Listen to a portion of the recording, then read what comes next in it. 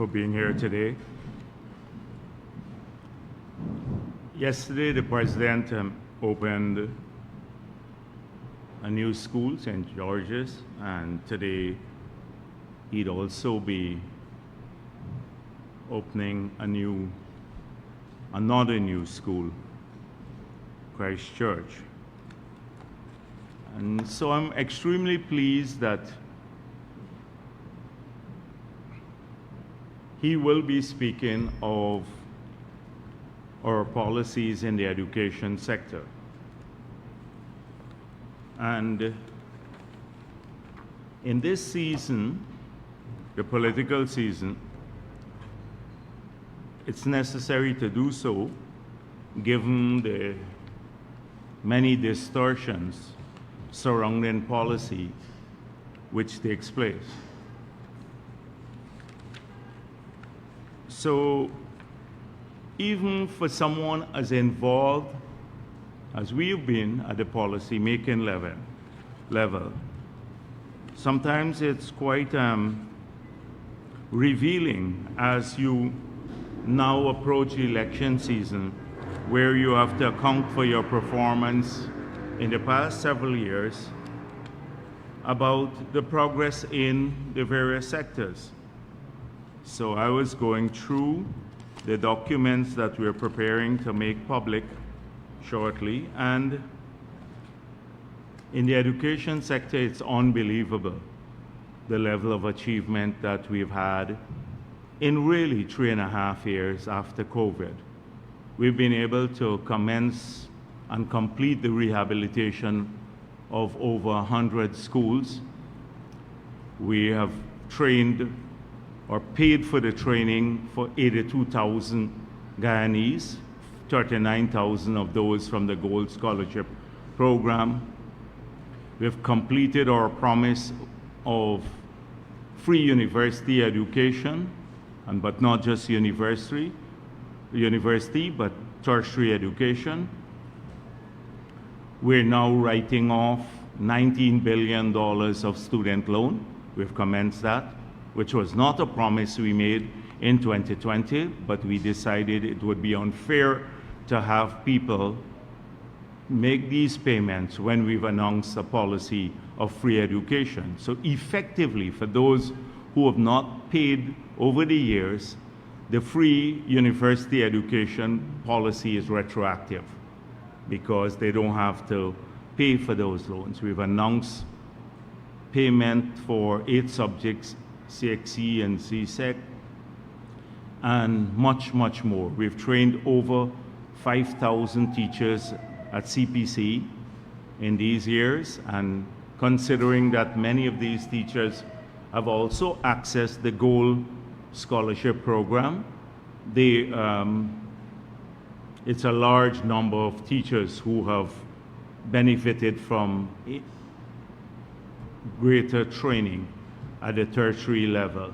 This means that their income would also be increased. We've hired 3,000 teachers more since we took office, adding to the complement of 12,000, so we have 15,000 teachers now. And that has allowed us, as I spoke of last week, to have around 12 students per teacher in the classroom, which is a great metric by any standard. And so these are just some of the achievements we've had. We've started rolling out the digital school. We have improved many classrooms. We have smart classrooms. We started working on that. We've improved access in the hinterland by putting in high-speed Wi-Fi in many of those schools. So it's been 3.5 years of major achievements in the sector. And the commitment has been there, given the increase in resources to the sector, from 53 billion to 185 billion allocated for education. So when I see now the opposition trying to distort what we've been doing, I I hope that people will pay attention to the facts, because often in Guyana, people do not pay much attention, or maybe those politically aligned don't pay enough attention to facts. And that's why they make the same promises of things that have already been done, and they often claim or take credit for things that they never had any part of conceptualizing. So last week after my press conference, and I spoke of the additional stuff that we wanted to do in education, I pointed out that the philosophy behind all of these investments was to take away the burden of funding education from the family. And so if we have made improvements we're paying for tuition now, and we're on all training, we have better classrooms, etc. We returned the Because We Care grant. We now want to assist families with transportation. It's not a new idea. We've been speaking about this for the past 2 years. I've been speaking about this when I was critical of President Granger's policy of taking away the grant from the kids, the cash grant, $1.6 billion a year per year, and replacing it with 30 buses that he got donated, old buses from the private sector.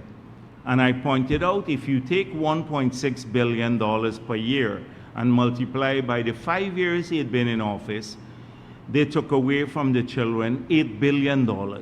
That's what you get. With $8 billion, you could have bought 1,000 buses.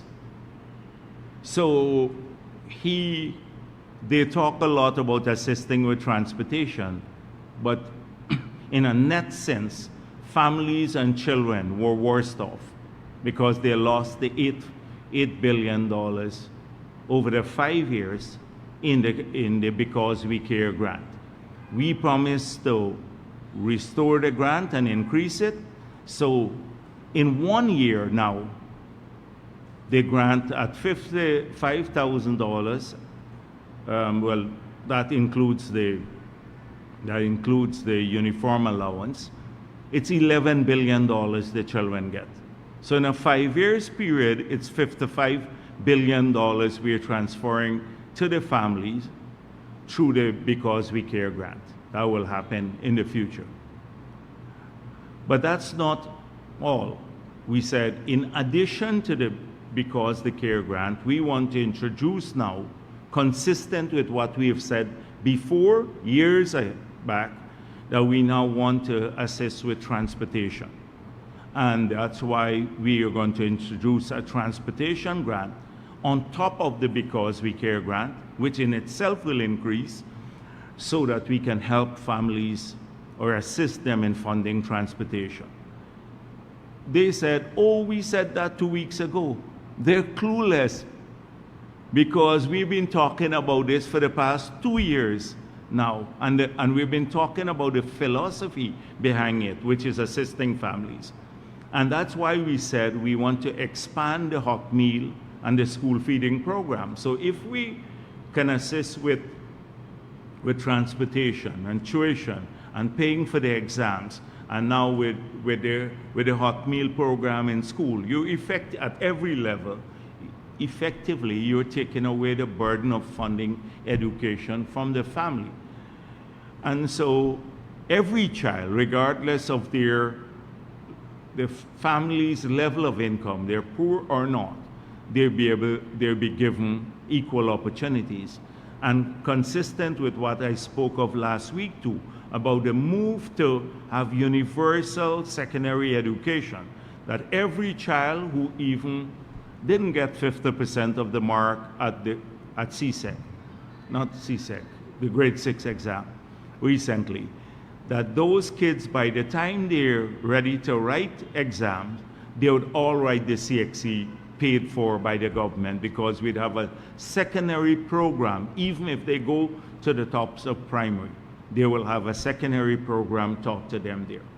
Unlike the period in the past when we started, when we took government, where 65% of the kids had to fail and could not write the CXC because they had to go to community high schools or the tops of primary that never offered the CXC. So only 35% of the children who took the common entrance at that time could have gone on to write CXC.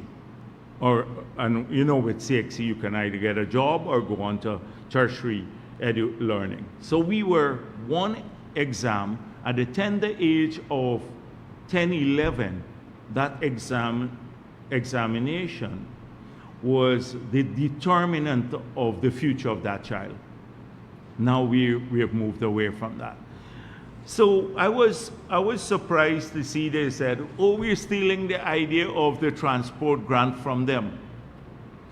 But this comes from people who don't read, who don't follow anything. So when they say something, they fall in love with what they say. They think it's original thought. And that's why we've seen, like some young woman, Nakisha Sinclair, saying she had to write the thing for Nigel Hughes, his manifesto that they're speaking of. And APNU has been putting our programs into AI with a command to rewrite them so that it looks original. But many of them genuinely believe it's fresh ideas, that it's new original thought. You know, this is great intellectual power. Look at what we're putting out here. It's just old, worn stuff that we've spoken about for a long time in the past. And this is the poverty in policy making in the opposition. They have no plan for and they never had plans in the past, and they had no plan for the future. They have very little accomplishment. So this brings me to, having said all of that, that they should read a bit more. So I think it was a few days ago that the president opened the Ogle bypass. And this has generated some controversy. Patterson said, oh, we've downgraded the project because Edghill said that the project would have cost under APNU twice as much. So I then saw several stories, including the one from News Source. It says here, Chairman of the AFC and former Minister of Public Infrastructure, David Patterson, said to suggest that the recently commissioned 133.8 Ogle to Eccles Highway is the same project that was conceptualized by APNU AFC government with an estimated cost of $275 million. So clearly, we built it for half of what they had conceptualized it at. So consistent with what I said earlier, that they take credit for everything, there have been a whole slew of public comments about how is it that the PPP has been saying that we had no plans. We conceptualized this project. We had a plan to do it, and it seems fair on the face of it. Their speaker, News Source, has been pushing this. Their supporters have been repeating it. We conceptualized. They take credit for conceptualizing the project. Now, Edghill should have been a little bit more diligent to point out I have here with me, so this morning I asked the people coming to the press conference, I said, can you print out this study that we had? No. So here I have a study that was done in September of 2003, and I'm going to share with you this document. There was 4 years into my presidency. They're looking at an alternative southern approach to Georgetown. This is a study. You will see the alignment here mapped out that we studied in 2003. That was like what, 22 years ago? And it has here, this is Ogle, you see the bypass here, coming here, and the Mandela bit coming all the way to the airport. From Mandela, this is the Mandela to Eccles, connecting back. This was there. I'll share the cover with you. 2003. We studied it. We had costs, etc. Why couldn't we implement it? Because, and that's, again, it takes me into a long or a bit of history, the economic history of the country, which I've been asking people to study. In the early, our starting point, according to Carl Greenidge, was the debt, the outstanding debt was 9 times the size of our economy. We were scheduled to pay 153% of revenue to service that debt. When we got write-off, the actual was 94% of revenue we were paying to service the debt that APNU left, the PNC at that time left. The first 10, 15 years of being in government, we struggled to take a bankrupt country, because you're bankrupt by any standards if all of the taxes you collect has to go to paying debts. You're bankrupt as a country. You're insolvent. The IMF declared us as uncreditworthy. We couldn't borrow in the APNU period because the debt overhang was so huge. By the time 2015 came, without oil, the debt had shrunk to 45% of GDP. One of the lowest figures even among developed countries in the world without oil. And we were using 10% of revenue, down from 153% or 94% actual of revenue to service that debt. But it took us some time to get there. We had lost opportunities, money that could have been invested in projects of this nature. Although we had the great ideas, we planned for them, we couldn't accomplish because we were busy returning a bankrupt country to solvency. And sometimes people, the biggest achievement of the PPP, I would think, it's not the many roads that we built and the hospitals and schools, including in that period when we were practically bankrupt. It was taking a bankrupt country and returning it to solvency. That was one of the biggest achievements that people don't even talk about today. But people would ask, well, if you had the plan since then, why couldn't you build it? It was just that we had to do the essentials, because remember, this was a new project.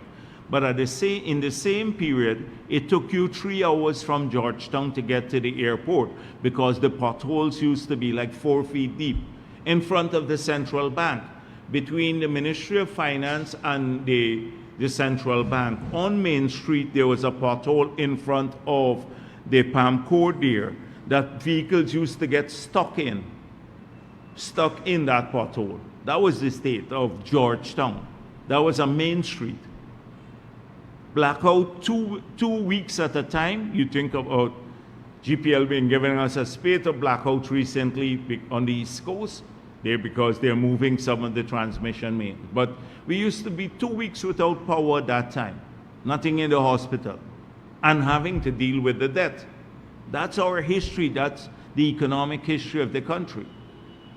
So we have the plan, this plan here. So for them to say they conceptualize in 2019 this project, and all of their supporters saying, oh, it's great, yes, look at our big, great intellectual work that we did. It's nonsense.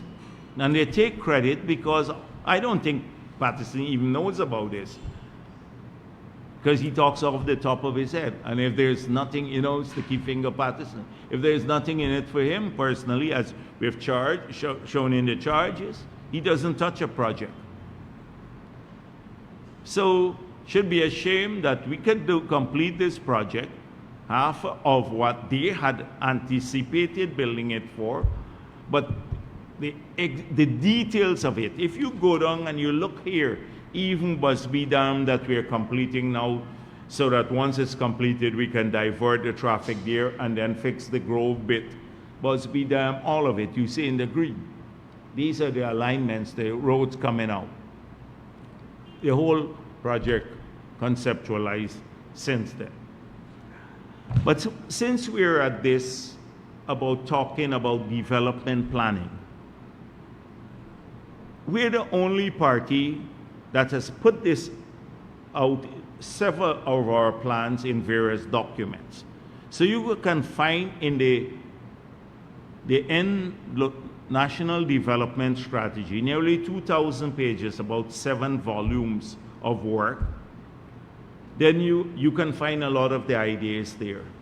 The poverty reduction strategy, the competitiveness strategy, low carbon development strategy. 3 seminal documents that trace the evolution of policy making in Guyana, addressing various challenges at various points in our history, because the challenges change. As you accomplish one thing, you have to address another challenge. So we have outlined these in documents. You ask APNU and AFC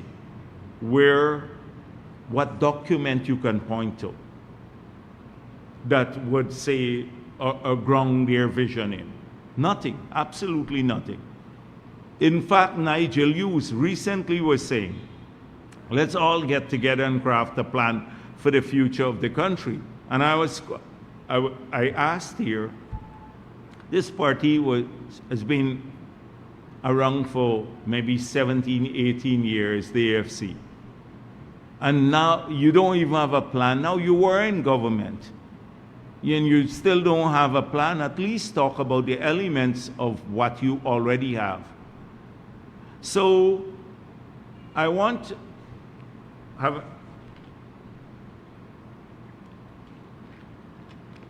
to just look at from the National Development Strategy. I just today want to look at one sector, since we just talked about the road and the planning for the road from 2003, as you've seen, the bypass road, the Ogle bypass, which has just been completed, and the Heroes Highway, which will get to the airport shortly, from 2003. I'll map the route. But that idea was even before that. The idea of doing this came. So in 1996, I handed over to Chedi Jagan several volumes of the National Development Strategy. I was Minister of Finance, and I was tasked by Chedi Jagan to work and produce that document, along with members of the government and civil society. We included civil society. The idea of this road was since then, and there are several other ideas. Just thereafter, we were trying to get the entire parliament to discuss the National Development Strategy and adopt it. We went to a conference in Atlanta with Desmond Hoyt, Dr. Jagdeo and myself, Desmond Hoyt, to talk about how we can work together to collaborate around national issues. We tried to present this document in the parliament to have a discussion. APNU, PNC at that time, refused to engage. So we took a different approach. We said, let's call it a civil society document. Take the original document and invite people from civil society to be part of refashioning the document. So maybe if it doesn't say PPP Civic, they will accept it. So I invited Dr. Kenneth King, who was the General Secretary of the PNC.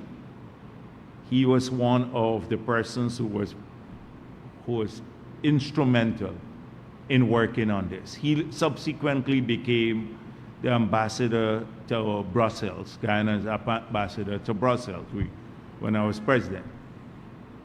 And he and several others from civil society work with us to refashion the document with the hope that if we gave it a different name, the PNC would engage. They never did engage.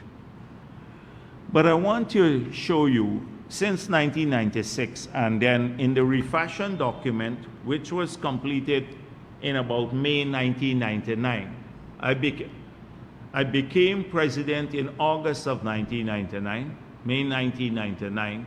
It was completed when I was Minister of Finance, and then it was published in November of 2000, so after I became president. And in this document here, it speaks about exploring the rail link once again. So I see people say, oh, we talk about rail. We've been talking about rail and a light rail and a tram system for ages, decades. I want to read some, just little bits. A new highway between Georgetown and Soesdijk will be constructed. This was from 1999. So even before we did this study in 2003, the idea was there to do it.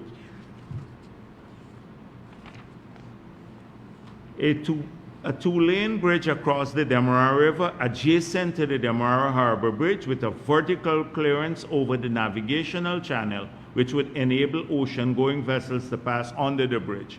This new bridge will be connected to the East Bank Demerara Highway and the West Bank Demerara Road. It will replace the Demerara Harbor Bridge. This was 1999. 2 lanes high-span bridge. Now we're doing 4-lane bridge. A 2-lane bridge will be constructed across the Berbice River with a vertical clearance to allow navigational thing. When we actually did it, we didn't have the money, so we had to engage the private sector to build that existing bridge. And the high-level bridge was very costly, so we had a study done of 6 sites in the Berbice River. We paid $1.1 million for that study and identified 6 locations, past Everton, New Amsterdam, all the way to where the bridge is at Rosignol. That was the most feasible site at that time. And the bridge was constructed. And with the idea that once we got more money, we'll replace it with a fixed structure. We intend to do that now. A bridge will be built across the Takatu River at Letem. This was 1999. That bridge has been completed. The capacity of roads and bridges between Georgetown and Parika and Timeri and Georgetown Timeri and Georgetown Mahaika will be increased to reduce commuting time. We build the roads out Now we are planning the highways now. Georgetown to Mahaika, Parika to, well, the bridge to Parika, we have already done that part to Crane, etc. I can go down the long list of issues here. And this is only on the transport sector. The development of Ogla Municipal and Regional Airport, that's been done. That was 1999, and it says there we'd privatize it. Chedijagan International Airport, extension of the main runway, resurfacing of the runway, airport expansion, we did it. Construction of a 2-lane road between Molson Creek and Oriala, I spoke of that even last week, that we are now initiating that. The rehabilitation of the Quarantine Highway, we now have awarded a contract for a 4-lane highway from New Amsterdam all the way to Molson Creek. I can go down a long list. If you see a long list of the project, you get the idea. This is only on the transport sector. This document was produced in 1996 and revised in 1999. So a lot that you see now, we had been planning for a long time to get them done. We did not have the resources because of what I just told you earlier. So not that it pains me, I understand that we have an opposition that's bereft of any ideas. But when they go and take credit, they take a lot of credit for these things because they just haven't read stuff. And I will go, there are about 10 other sectors, and I can come back here and deal with every other sector. What we're doing now, how we've situated these in the past planning efforts at the national level. So you're underpinned by a long-term vision. A country can only develop if its policymakers have a long-term vision of the country. And they match that, they accomplish it by matching the resources they have to ensure that you don't damage public finances. So in spite of us funding all of these things now and accomplishing what we've set out to do years ago, our public finances are the strongest they've ever been because the debt to GDP ratio now has fallen to less than 16%. We're using 5% of revenue to service debt. Our revenue has grown considerably, so our public finances are stronger, although we have this massive infrastructure rollout that's transforming our country in every area. And we're doing this in a very deliberate, thoughtful way. This is, you ask Norton about anything to do with it. I saw Wendell Jeffrey doing an interview with Amanza, and she was getting offended when he was asking for specifics. You know, the broad thing, oh yeah, we want to improve healthcare, the usual slogans. Oh, Norton, if you hear Norton, people-centered development. I don't know what that means, especially in the light of the fact that he says he agreed with everything that Granger did, and Granger took away children's grant, Granger took away the free water from the pensioners. That's people-centered development, put taxes on a whole range of things, you know. So he agreed with him totally, but he's all for people-centered development. Slogans. She was hard-pressed, and none of the others can't give details. They either farm out the work or operate through sloganeering. So this is something that is crucial. When people make choices around elections, they make choices surrounding a party that will look at sustainability, not a party that comes and says, I'm going to give you everything, and then if you cost what they're promising alone, it's more money than we have in the treasury. and that we will have for the next 10 years. That's what they're promising. You will not only damage public finances, but they have no intention of implementing the promises. It's because it's just an election gimmick for them. And I can also take you to the other documents. That's only the LOCAR, that's only the NDS. The poverty reduction strategy focused heavily on assisting people. Housing, we determined that keeping water rates constant or lower, electricity, getting people housing and a good quality education, and not having them to pay for health care were the key investments a government needed to make to ensure that people have the opportunity to grow out of poverty. Those were the objectives. And look at the investments by the PPP. Look at even the past few years of even since we got back into office, people talk about cost of living increase, but electricity prices didn't go up in spite of the fact that fuel prices went up significantly globally. Water rates did not go up.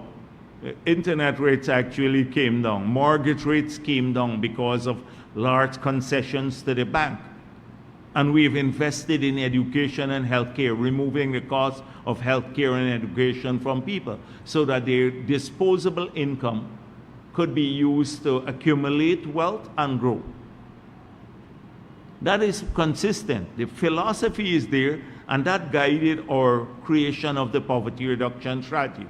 Then the competitiveness strategy was to we started off with no private sector. Under the PNC, the private sector was destroyed in this country. We had to incubate a domestic private sector and create the incentive regime for them, which we did, focus on the things that matter most to the private sector, and look at what has happened today. The opportunities abound, and we see private sector in a very diverse way. Look at two major opportunities we've had. There are hundreds of them. Look at the large-scale investment in hotels by Guyanese, in agricultural ventures, in services, in construction activities. But on the government side alone, we've refashioned public procurement now, where tens of thousands of Guyanese now are benefiting from public procurement through contracts, unlike under APNU. And now, because of the passage of the local content law, you have thousands of Guyanese, over 1,000 Guyanese companies now doing about 700 million US of business, which they would not have done otherwise, because creating the opportunities. And largely because of, again, a vision that we needed to create wealth at the domestic level, and we need to support the creation of that wealth through small companies. That's why we've said in the next term we're opening up 100,000 acres of land for small farmers and others, more land for the miners. We're going to support manufacturing and processing through the hubs that we create, the innovation hubs, the support hubs, the development bank to make zero interest loan to small and medium scale business so they can grow. It's all consistent with a plan. That's why we have refashioned the whole incentive regime, the taxation regime in that matter. So that's guided again by a philosophy which is enshrined in the competitiveness strategy. And then thirdly, and then fourthly, because that's a fourth one, the low carbon development strategy.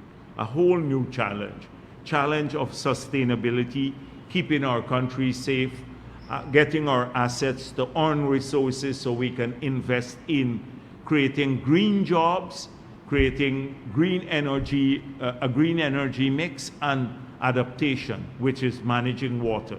I've outlined our plan already. We've earned We're earning 750 million, how that's being invested in keeping our entire coast and even hinterland safe, all of our people safe from flooding by these new canals we're building, new cokers, new pumping capacity, etc.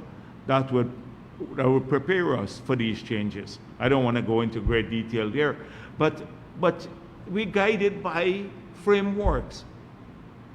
We're not like gonna just make a promise just like that. It fits into a philosophy, and it recognizes the challenges.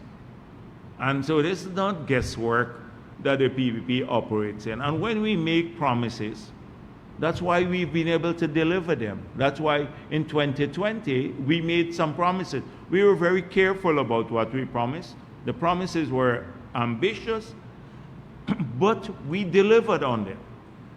We delivered on all of the promises, and we far exceeded what we delivered on because we're grounded by that. So any other political party which does this now, look at their promises. It's just like crazy things I've seen. Crazy. It's just like, and it doesn't even have any intellectual decency. It's like, you know, at least you can, even if AI writes it for you, you can write, like, explain it differently. But then just anything the PP does, we'll do better than them. We'll give you more money than them. That's all it's about. Nothing about creation, you know, a reasoned way of approaching a problem that the society has. A reasoned approach to the problem, identifying the problem, defining the problem, creating a solution for the problem, and then focusing on how you will implement it, whether the resources would be there. That's how you have to approach anything in life, including in your home or at the national level. If you don't, you make big blunders. The problem when they make the blunders at the national level, it affects everyone. You're free to make the blunder on your own, but when you do so at the national level. So let me focus on one thing that affects everyone else. For example, taxation. Taxation under APNU, a whole slew of taxes.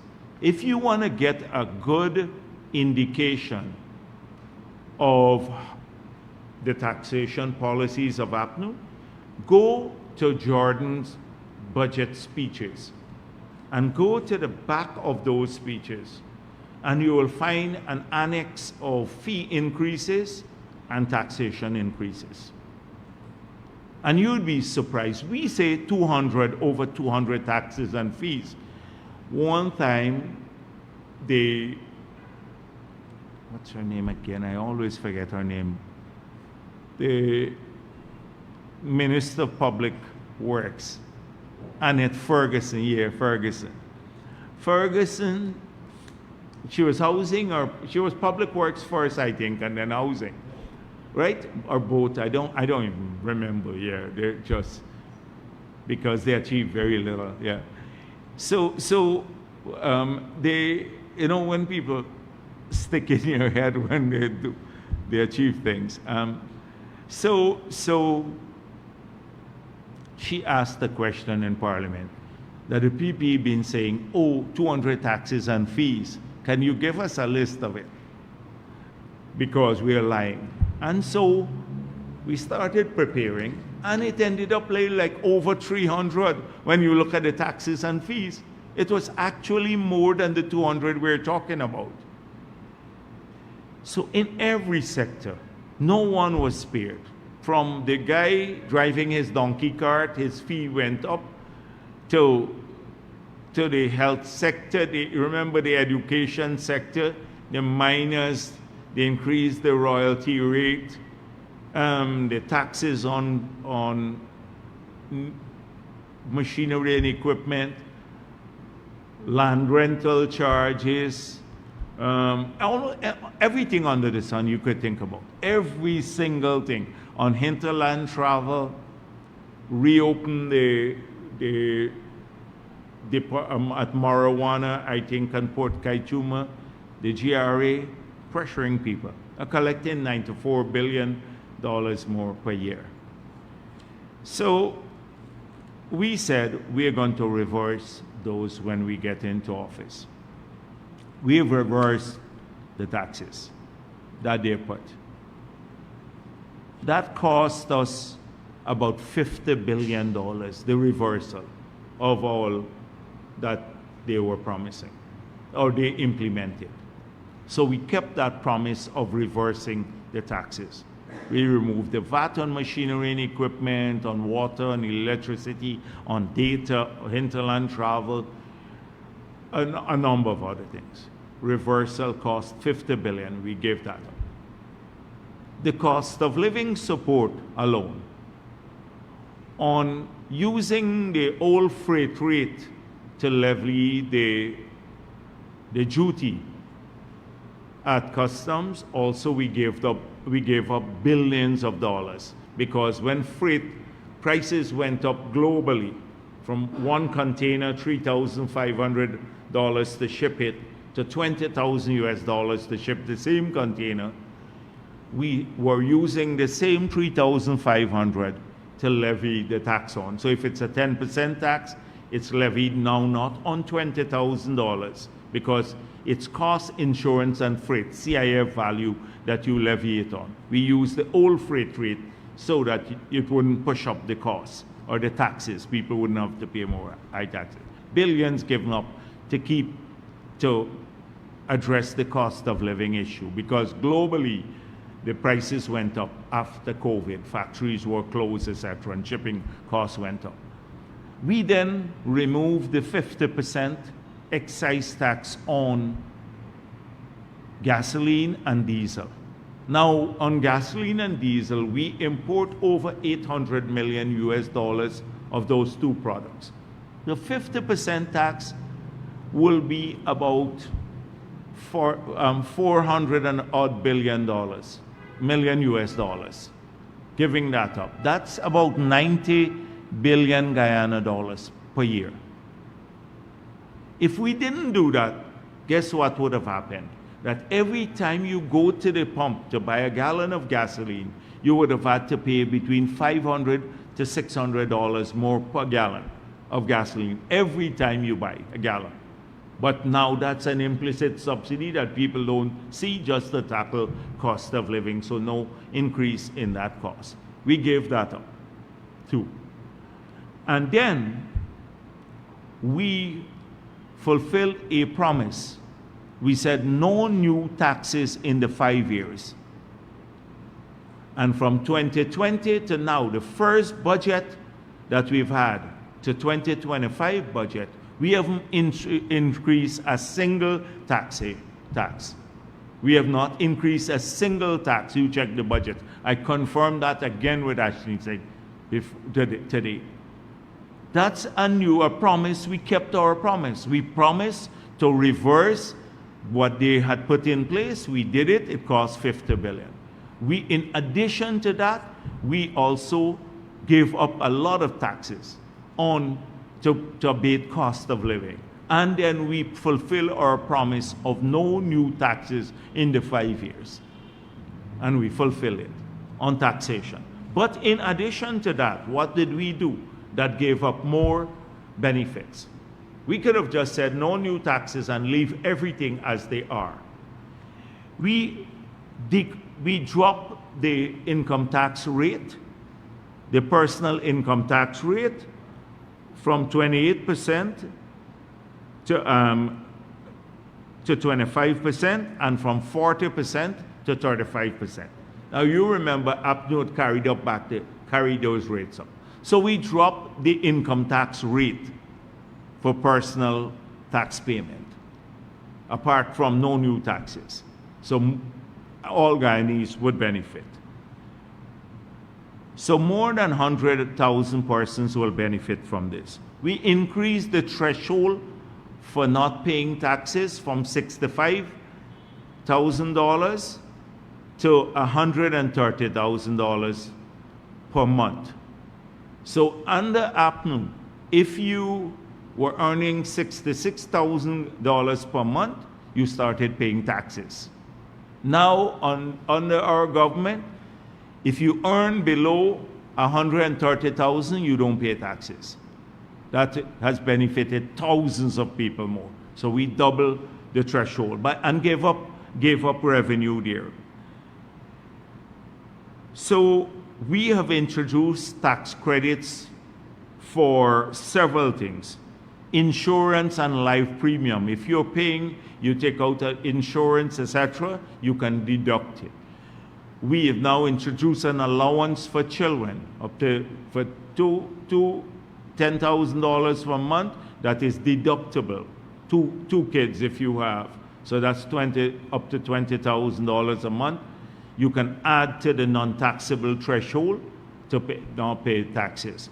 We have made up to $50,000 of overtime per month tax-free. So you add that to the $130,000.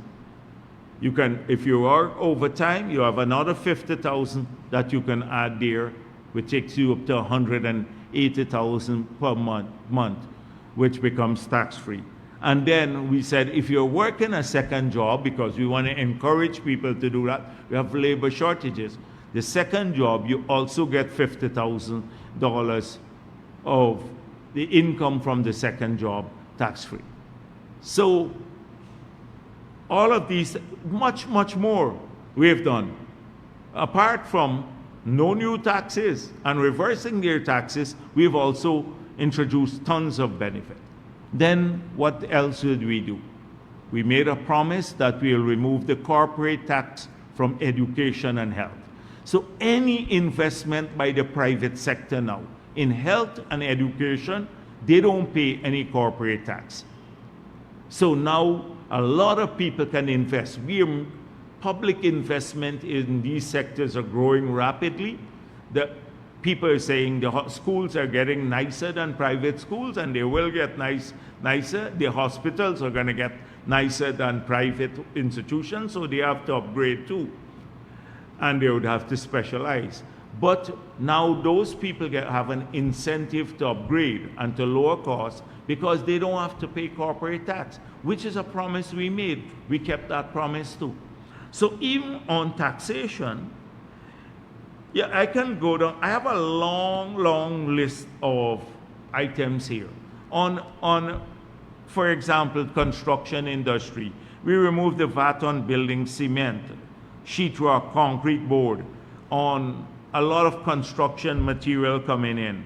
We removed the VAT because if you're selling a residential home in properties, you have to pay VAT. We removed that. That would allow the lowering of costs to people. Cell phones, all those things that had VAT on them, we remove all of these things. So the miners are pleased. We reduced the tributor. We removed the tributors tax that was affecting them badly, that upward increase. We took it down to zero. The royalty rate was on a sliding scale. We reduced it further. So and then we reduced taxes on a whole range of vehicles. We removed taxes on ATV and a whole other things. All of these were done. So if you talk about taxation policy alone, compared to what APNU did, they just came into office, promised reduced taxes, ended up increasing taxes on everything. We promised to reverse their hardship taxes. We did so. We promised no new taxes. We did so. And then in addition to that, we remove all these taxes. I can go down every sector I can do this with. We have a story to tell in every sector. And it's a story of fulfillment of promises and a vision. The vision is that you cannot love the productive sector and then tax machinery and equipment that they use in the sector. You can't want manufacturing and then put a VAT on the factory that the people import to create jobs and to expand manufacturing. That I don't know what philosophy was driving APNU. What philosophy drove them to put taxes on basic food items? that were not there before, if they were so concerned about poverty. So that's on taxation.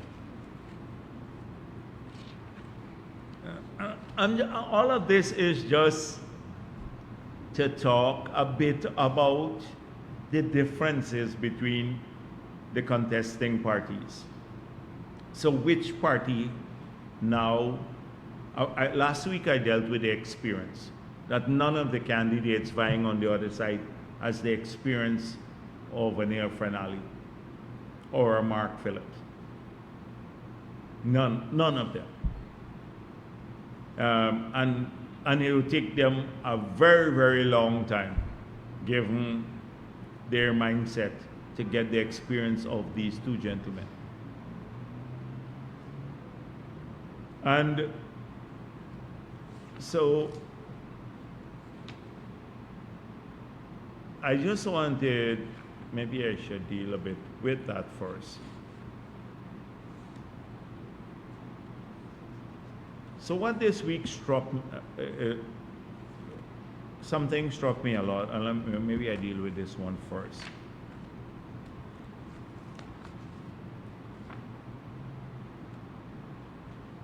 As we get closer to the elections, too, the rumor mills are going to start spinning a bit faster. And what is still shocking to me is that how an unsubstantiated rumor coming from a suspect source can get even right-thinking people to give it serious consideration. So, you know that APNU is in crisis now. AFC is in crisis too. The opposition is in crisis. They have sought to come together, not around policy, but around sharing positions that they haven't even won as yet. It's a big disrespect to the electorate. They're sharing seats that they have not won as yet. You know, you get 65, I get 35, 25, etc. They've even gone beyond sharing seats in the parliament to cabinet positions, state boards, how many state boards they will get, etc. Which party persons would be running state boards, etc. I've heard 2 persons gave donations to the PNC, and they said they want to, if they get in, they want to run Lands and Survey Board. So that's what they were negotiating around. You know, the ill-fated negotiations. But clearly they understand, because they're not stupid people. They understand what is staring them in the face, which is a defeat. And they're panicked about it. They're terrified. They're fearful. In fact, the fear has led to panic disorder in their camp. I think you had a psychotic break. They're suffering from psychosis now. So psychosis is really when you can't differentiate from what is real and what is fiction. So they have and all of this is playing out every day. And it comes out in various forms. The belligerence, the bravado,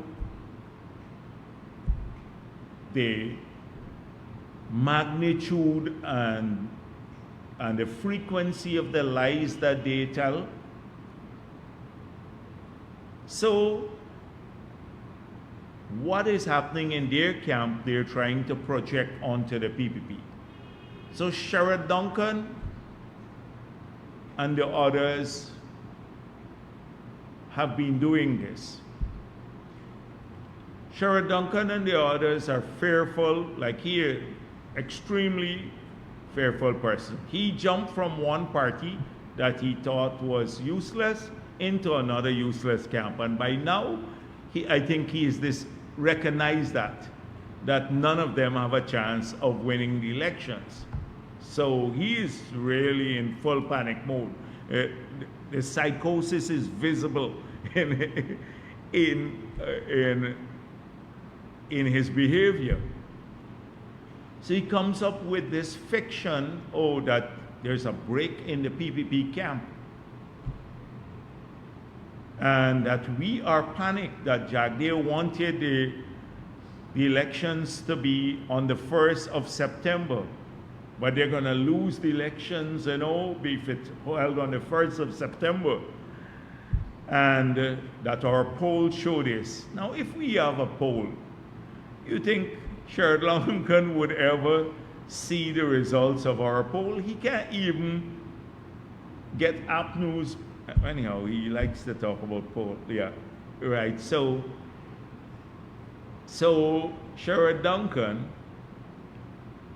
has been spreading all of these rumors.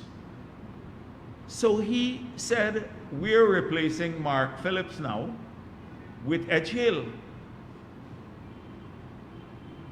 And I saw Big Smith News carrying that. A number of our supporters, and you guys are going to be really stupid too. I can talk that way to our supporters, carrying this stupidity. Because you know that anything they say is a lie. Credible source is the least credible source in the country. It's Sherrod Duncan and his madness. And we have a time-tested. Mark Phillips has been a great prime minister for this country. Mark Phillips has decency, credibility, headed the army, commanded people. He walks around this country with pride, and we are proud of him.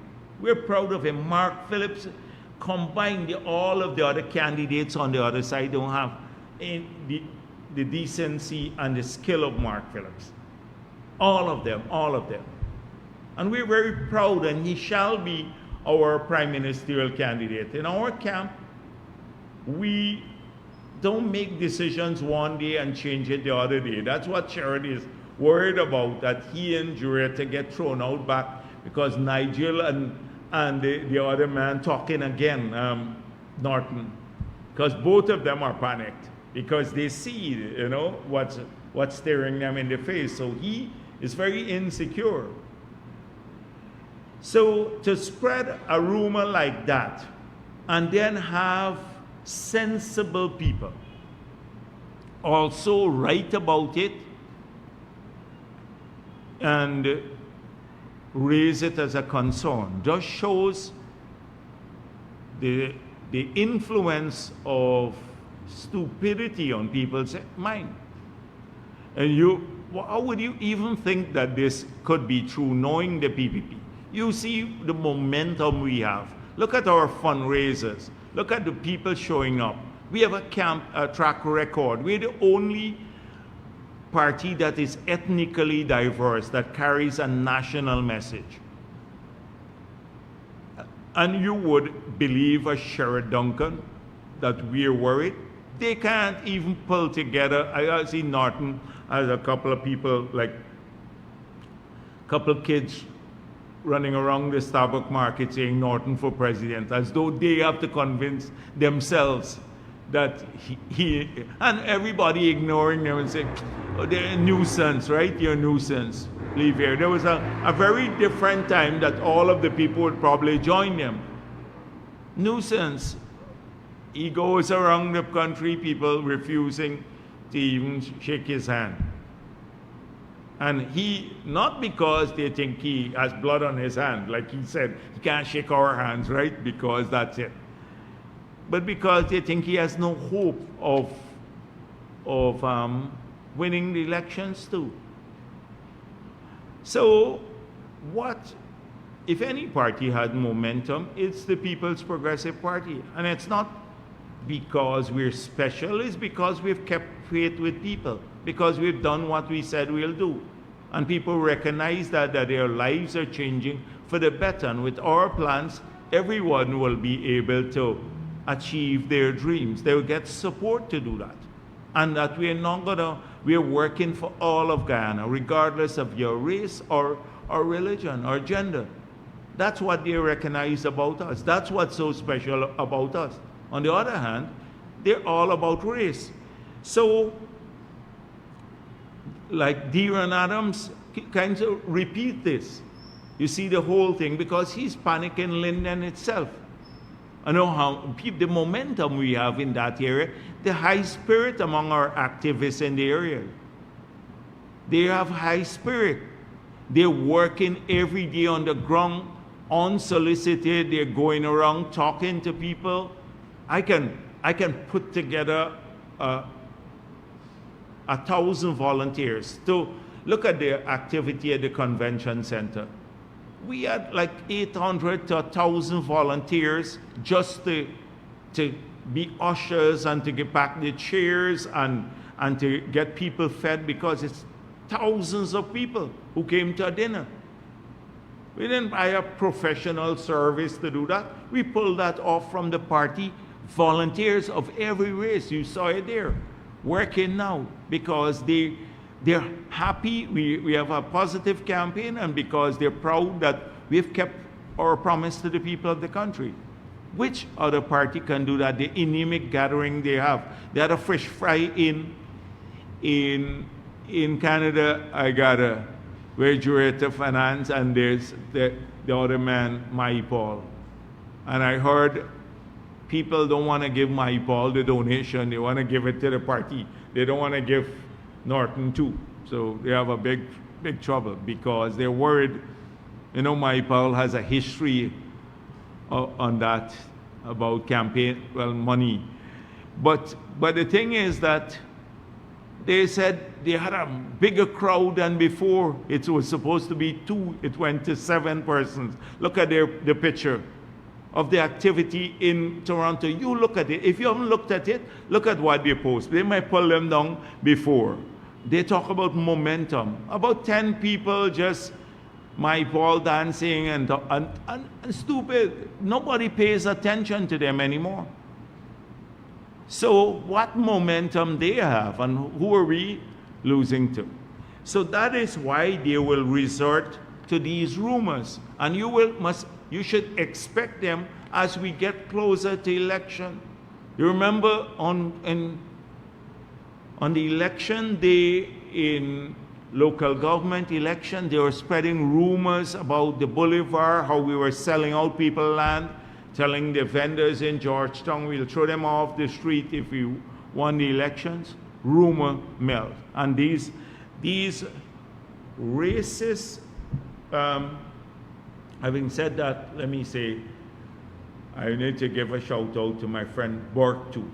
I haven't spoken about him a long time. So last week I said, you know, the criminal charges are, well, he's guilty of criminal conduct, extorting businessmen. So normally he gets all hot under the collar and runs on the social media immediately the same day to respond to me, a long 2-hour response. So somebody said to me, he took from Thursday, he went on Saturday to respond to me. So I said, something is wrong with him. He must be sick or losing his stripe. But then I heard he didn't pay for his Wi-Fi bill, and he lost his internet. So then on Saturday, he went outside of a place in Brooklyn and connected a free Wi-Fi to respond to me, So take care, Burke, pay your bill over there. You can respond to me faster. So coming back to the main issue, all of them will go into overdrive as we get closer to elections. The rumors they would spread like this one, the stupid thing that we are replacing Mark Phillips now as the prime ministerial candidate because we're worried about losing the elections. Mark is an asset to this party. Mark brings great credibility to our list and to our ticket. He combined with President Ali, they have experience and the skill to lead this country compared to anyone else. So I just want people not to be misled by these rumors, particularly a couple of people who contacted me from the party. By now you should know that these are app news sites that will say anything. Let them give the people who believe them the Kool-Aid, because they've done that to their supporters all the time. Lie to them over and over and over. Sandy pointed out how they lie to their supporters, the vice chairman from Region 4, about winning the elections. They continue to carry that lie. They will lie to their own supporters every single day. And please don't get sucked into that sort of politics. So I saw Norton saying Granger will never endorse PPP. Jagdeo going mad. Now, I want to read you what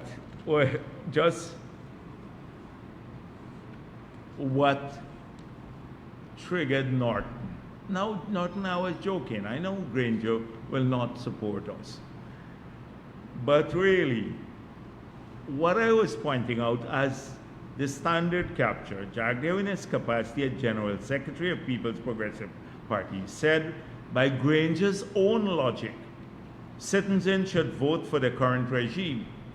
Given the extent to which the PNC fooled, used, and abandoned youths, Jagdeo said a former leader would have been better off pledging allegiance to the PPP. Jagdeo reasoned, to tell youths to choose substance but still vote for the PNC is utterly contradictory. That's what the point I was making. Granger said to young people, support the PNC. And then in the same breath he said, choose substance over rhetoric.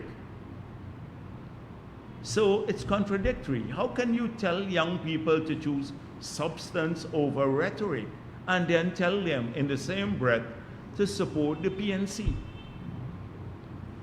And if you want to talk about how the PNC has treated young people, listen to people who campaign hard for them.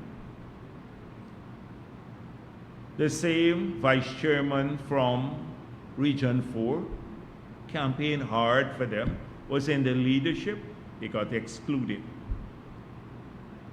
Listen to James Bond, was one of the most avid campaigners among young people for the PNC in the period before they got into office. You listen to his experience, exclusion. Listen to Tandai McAllister. Don't have to listen to the PPP. These are people who work diligently for their victory in 2015, who told young people on their behalf that they will be given opportunities, they would play an important role in the government. All of that was false. They were lying to young people. I remember Dalrymple. This was a strong PNC family their whole life. And we were talking, because in opposition, this family, and they said to me, we made promises to a lot of young people that live in the Camberville area. We told them they're going to get jobs, going to get assistance, for all sorts of ventures. And we're ashamed now to go back to those young people. They're sort of like 2 years into the government, because we can't even ourselves, we were working with these people side by side. We can't even get access to them. They're so aloof. They don't take a call, they don't listen to anybody, and all they're about are themselves and their families. Like we have seen, the friends and family who got the land, who got the scholarship. It's the ministers and their families who got the contracts, Cathy used her own company, etc. They didn't care anything about helping those people. So they were the ones who were facing the young people back on the ground, because they were the conduits through which the promises were made. It's the same thing like Charan Das. He was telling the sugar workers in the area where he lived that they would get a 20% increase on the afternoon. They would expand the sugar industry. And then what happened? The factory was shut down in the community where he lived. And the sugar workers now are cussing him every day when he's playing dominoes by their side. He couldn't go back to his communities or his community. So a lot of that is how they treated young people, the betrayal. And even now, the environment that is created in the PNC and AFC for the opportunities for everyone, but especially for young people, the atmosphere is not there. The dictatorial leadership. So I saw Figueira resigning, and all of the other people, young people who resigned, Tandai, James Bond, Sandy, a whole range from the PNC, including the regional chairman, and they all, and so now the latest is Figueira. And Figueira said that no vision, no leadership. He said that he's upset with the racism in the party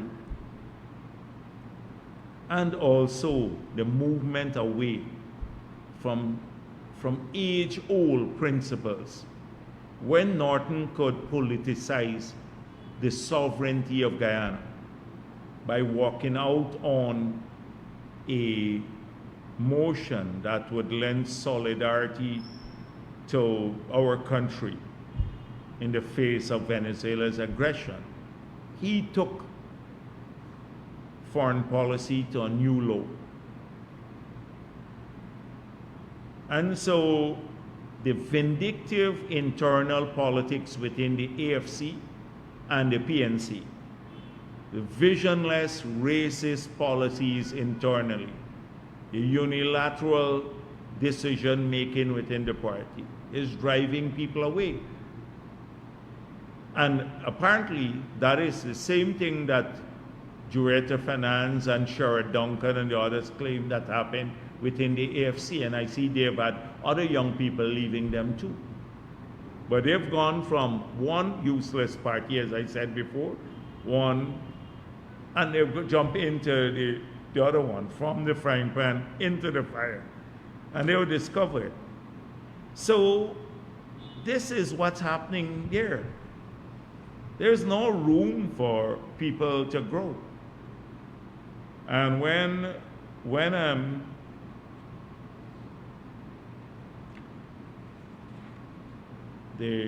her name again?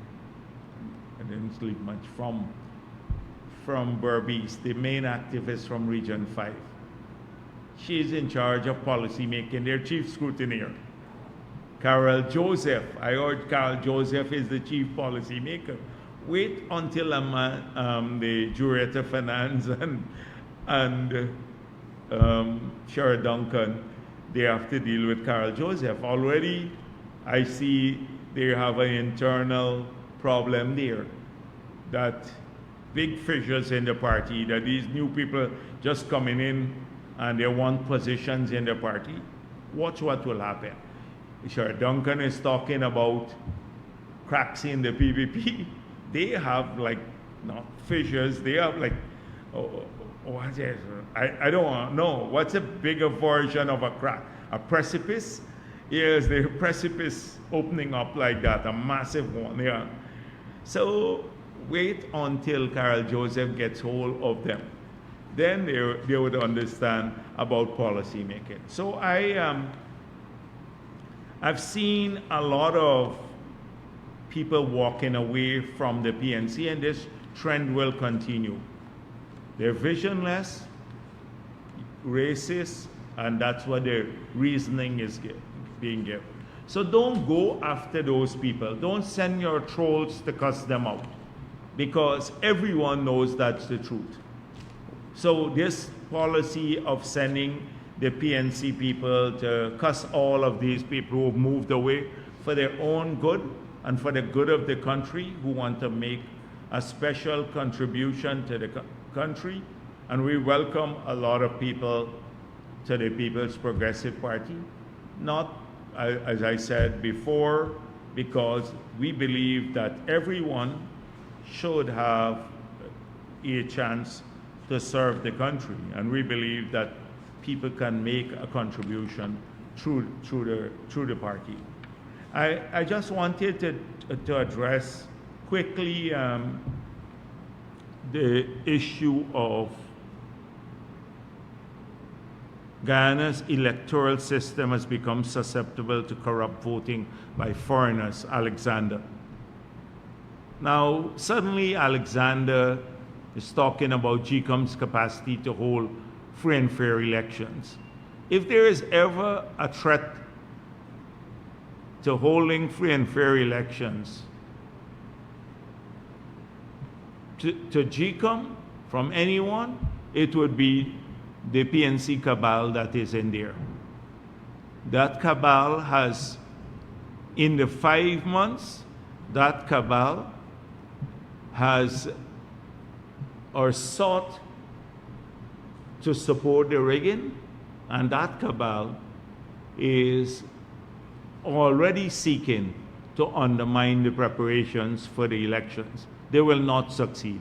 I'm pleased that the Carter Center is coming also to observe the elections. There'll be several observer groups, and Vincent Alexander and the others, through their worn arguments, will not be able to undermine the preparation for the elections. So he said, corrupt voting by foreigners. I don't know what he means by this. He was talking about some people, Guyanese, who, and very small numbers. It's not like a lot of people. Small numbers who have lived here for 40 years, 30 years of their lives. In some of the Amerindian villages, when a child is born in some of these villages, the child doesn't get registered. Because, if you're born in Georgetown or on the coast, then you have to fill up the form, the hospital helps you, you register the child. They're living all their lives in Guyana. Some of them are even working for the government. They don't have a birth certificate. They don't have any document to show. They're born in our country whole life, but because their mother or father couldn't register them in a village, say in Baramita or somewhere else, they're our people. He is opposed to them. I'm not talking about people coming from Venezuela now. He's opposed to them getting their birth certificate. And not many of them are on the list. If you look at the growth in the list, it's small numbers. It's just a small number in these communities. But, for example, 37,000 people in Region 4. And in some of the outlying regions, it's 3,000, 5,000 people from 2020 to 2025. But he's opposed to that. They will make every excuse to to paint the picture of that the PPP is trying to rig the elections in the future. We have a tough system. You have to run a gauntlet of checks before you get a ballot. We have presiding officers with a folio with your picture on it. We have the polling agents of all the political parties sitting in that polling place. Some countries don't have that. They count the ballots at the place of poll. It's not electronic, it's paper. So, and you can only vote here, even if you're on the list and you're abroad, you can't vote. You have to present yourself in the polling place where you're registered to. So I would say ignore all of the noise coming out from people like Vincent Alexander. They've shown that they would stand on the side of unrighteousness or on the side of people who've been trying to subvert the elections. I just wanted to deal with that. I have a few things more, but I think I'm going on a little too long already. So maybe I'd leave those for another time. So I'm going to start increasing the frequency of my engagement as we get closer to election. It takes too long to respond to these guys now. I need to do a quicker response. So thank you very much. Dr. Jagdeo, Shervin Brother with Kaichur News. Sir, is government still safe enough to pump revenues or US dollar into the sector without oil revenues present, if you understand what I'm trying to say? Safe? Yeah. What do you mean is it safe? Possible? Could we pump the oil revenues that are coming into the system to stabilize the dollar? Yeah, we have a huge capacity to intervene by selling currency to the bank. As I explained earlier, it's carefully managed, and we don't want leakages. It's getting even worse now with Trinidadian companies. And as things get tougher over there, I saw Prime Minister Rav Gonzalez speaking about some of these issues. And we have a problem with the currency, not the instrument. So the dollars are a bit scarcer because we don't sell too much dollars. We sell to the bank through transfers directly to the bank accounts, etc.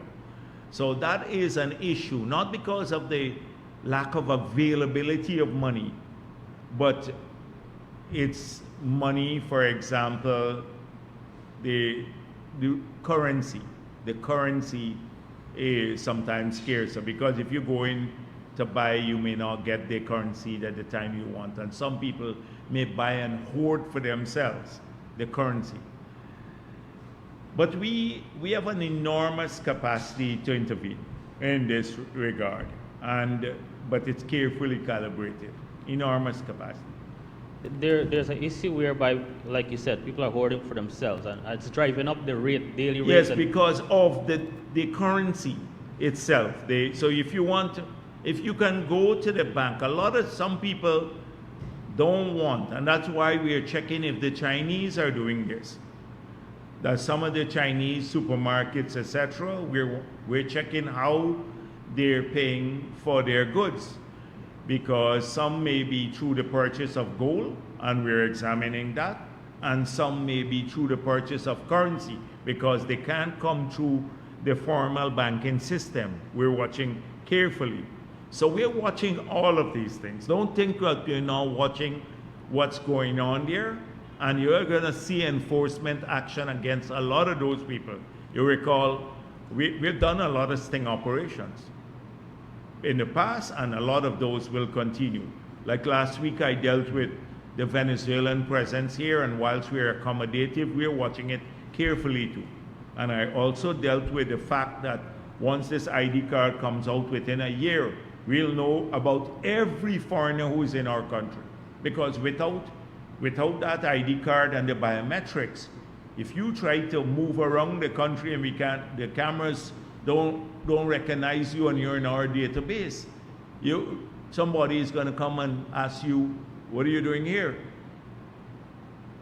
You know, so that if you're not citizen or you don't have that ID card, and remember the ID card now will have their biometrics, so it goes up into a central database and the cameras scan people, and we can pick up a lot of people at the borders here too. So that's what we're working on now, and we want to know who's in our country and how they get here and whether they're legally here or not, and whether they are engaged in lawful activities. That is important for us. And then also that will allow us to ensure that our people, our citizens, have benefits that are far exceed those who are here, especially in terms of ease of access. Ease of access, you know, like I spoke already, coming through the airport. If you have a Guyanese ID, a secure ID, we don't care if people go out and come in too much. If they go to the US and you get trouble with your visa, that's a different problem. But when you're coming home, we don't care too much because they are our people. So a lot of that is being looked at. Good afternoon, Vice President Jagdeo. Mikhail Rodriguez for Daybreak News. No government in the world has had 100% perfect deliverance in different policies. Fortunately for your administration, it seems to be 80% of your policies are advantageous to the citizens of this country. You mentioned something earlier that is worrying. Giving assistance for transportations for school, which will obviously mean you're facilitating a public transportation system that has been responsible for moral decay. No. If you need to follow what I spoke of this last week. So I don't know, I think you fell asleep at the back there. Right. So what I said, we're not inclined to invest in school buses. That's what we're talking about, except in some communities, like in which we continue doing this. So on the highway, for example, where transportation is very difficult, or in many of the, like the mines in Linden and some of the other communities, the Amerindian communities where long distances, we will buy a 30-seater, give it to the village or give it to different people. We have done this in the riverine areas too. We'd invest in a school boat and give it to the community, they manage it. We'd help with gasoline sometimes. But we're more inclined to give people a grant to offset some transportation costs, the families.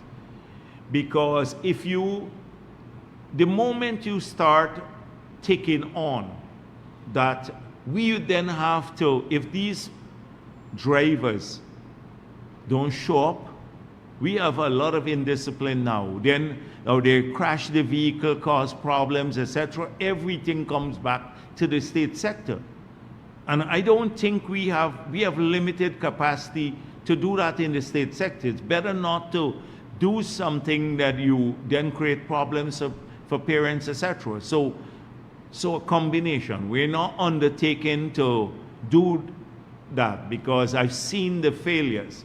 That's why it failed. All the buses get run down in the distant past. They don't show up on time. Children are waiting by the roadside for hours waiting on the school bus. So, and it doesn't show up, or the man drives off to go and visit his girlfriend with his school bus. We don't want to do that. We want to assist the parents to help with funding of the school kids. So that's what I'm inclined, because as I said before, we live here. We're very organic about this country. And we want to make sure that we do something that benefits some people, not to take on more burden that we can't manage. that take on a burden that we can manage. Wouldn't it be more advantageous, Vice President Jagdeo, to revamp the public transportation system itself that would see all Guyanese benefiting from a better I spoke also, experience? so you saw, I mentioned in the LCDS about rail and what we have done.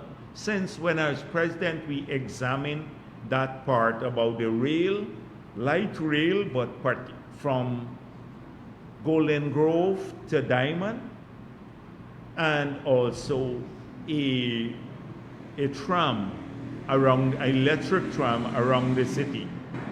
So you can move people up and down there from that corridor, which is very populous, and then they jump off, park, and then jump onto a free electric tram, and that comes around the city and drop them off at different points. That is still something that we are examining, whether it could be implemented. So the public transport along that line, but not a public bus transport. And then a lot of people more owning their vehicles. I understand people are saying too much congestion on the road, so maybe public transportation should be used. But in Guyana, you have to examine also whether people are prepared to come onto public transport and park their car at home. So a lot of the feedback we got, a sentiment survey we did, is people said, no, I don't want to go and come off at a bus stop and wait again. They want to drive in their car and come to wherever they're doing business. So we did sentiment surveys already. So we don't want to run too far ahead of the population and what will get major uptake. But clearly, your point is well taken, that public transportation can help to alleviate traffic problems, and especially if it's cheap or free. And eventually, that is why we're thinking about the tram and the rail, but those two to cover these populous areas. The traffic jam on the other communities will, and by the way, the Linden-Susdike Highway, Jalgiran Adams, is also in the LCDS. He said they conceptualized that, repaving the road. But in the other parts of the country, with the expansion of the road network and given the population, we shouldn't see that amount of traffic jam, except from about Mahaika on the East Coast, well, maybe from Golden Grove, because beyond Golden Grove, the population is smaller. From Golden Grove to the Diamond Corridor, and then on the West Coast, that's where we get low traffic jam. Jagdeo, over the years, the governments that you have been a part of have been able to boast of your development and how you have been able to develop Guyana. But you've also attracted some of the biggest thorns. Not only attracted, but created some of the biggest thorns. We're talking about the Nagamutus, the Kemraj Ramjatans, now criminals, smugglers, fraudsters like Azadine Mohammed and Mark DeFrance, Dr. Mark DeFrance, who still is a working member of the Georgetown Public Hospital. These are all, things that with the successes have come out of the PPP. How do you work on ensuring that we don't have like this in the future? So we create opportunities for everyone. If they subsequently turn out to be crooked, we can't be held responsible for that. So let me say Mark France was never a member of the PPP. Might have gotten a scholarship to study medicine like many others a long time back. Thousands of others who got scholarships to study medicine. But if he turned out to be crooked, it's not our fault.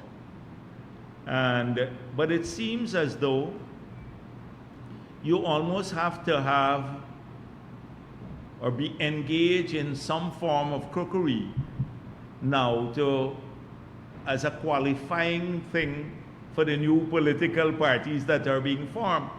When I look down the list of the new parties, and I checked across, all of them have either committed fraud or criminal acts or are hustlers looking for money. A lot of these people, and you look at them independent. I don't want to analyze them here today again, but just look and you will see it's a hustle. Election season for them is a hustle. A lot of them believe that they've seen the success. Like if a one-man party, like what NFA, what's they call him? The man, what's his name again? The people who don't make any significant thing. And under the APNU coalition, who got a seat in the parliament?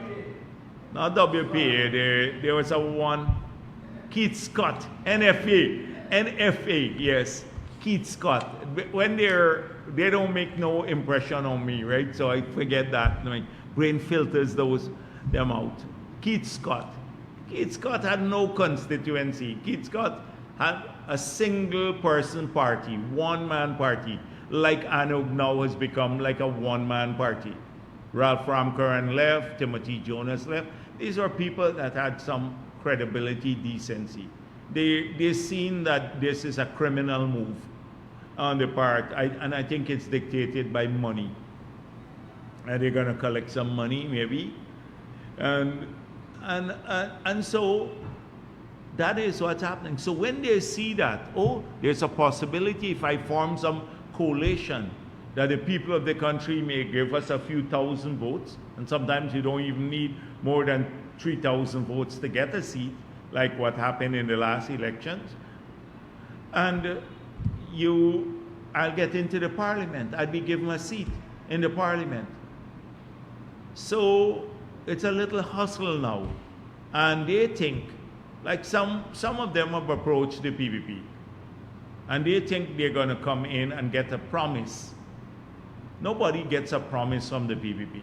Not even the current ministers don't know whether they will be in the new cabinet. Nobody has come to us. We don't promise seats or any position before you've gone to the voters. You don't have any respect for people. You haven't even voted as yet, and you're sharing out what they haven't given you. We don't do that. So I think they don't linger around us too long if they're coming for the wrong reasons. They go to someone else, the other side, that can make promises to them.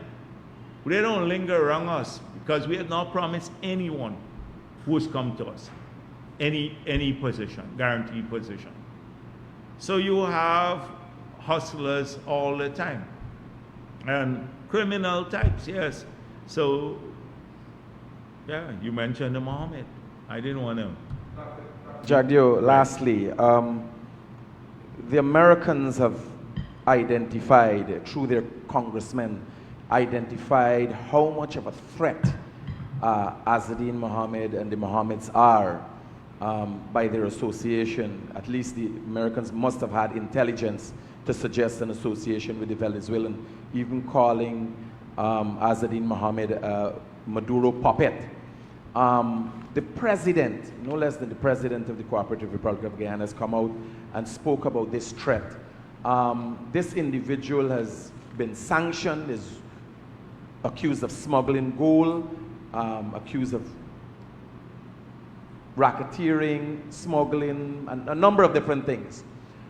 The PPP supporters are reaching out to me and suggesting they're getting mixed signals, because if this individual is a national threat, how every day people get in problems for traffic offenses, or rent, or for the car, people ended up in jail. Baby Skello was in jail for blasphemy, but Azadine Mohammed is allowed to roam free in this country while being called everything but good by the PPP. I didn't want to waste my time today again with Mohammed. But really, I think by now more people are understanding more about the Mohammeds. And that's the reason why he is hiding from public scrutiny. So everything about him is curated. They take the images, Photoshop them, and then post the images.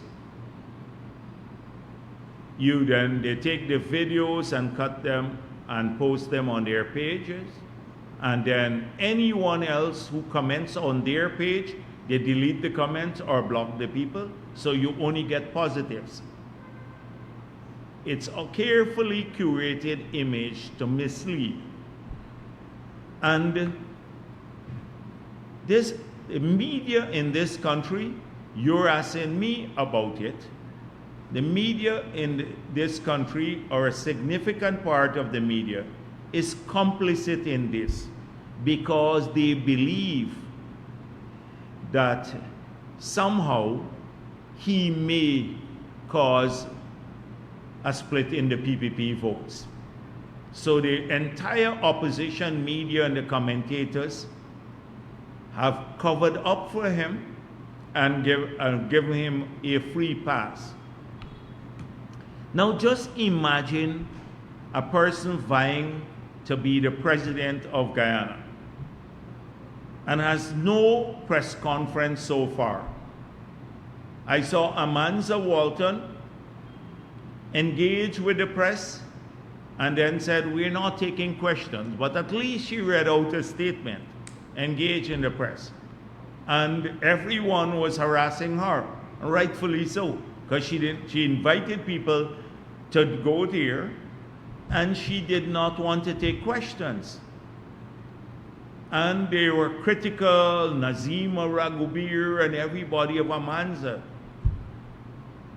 And you know my views on Amanza and the others, so I no love is lost there.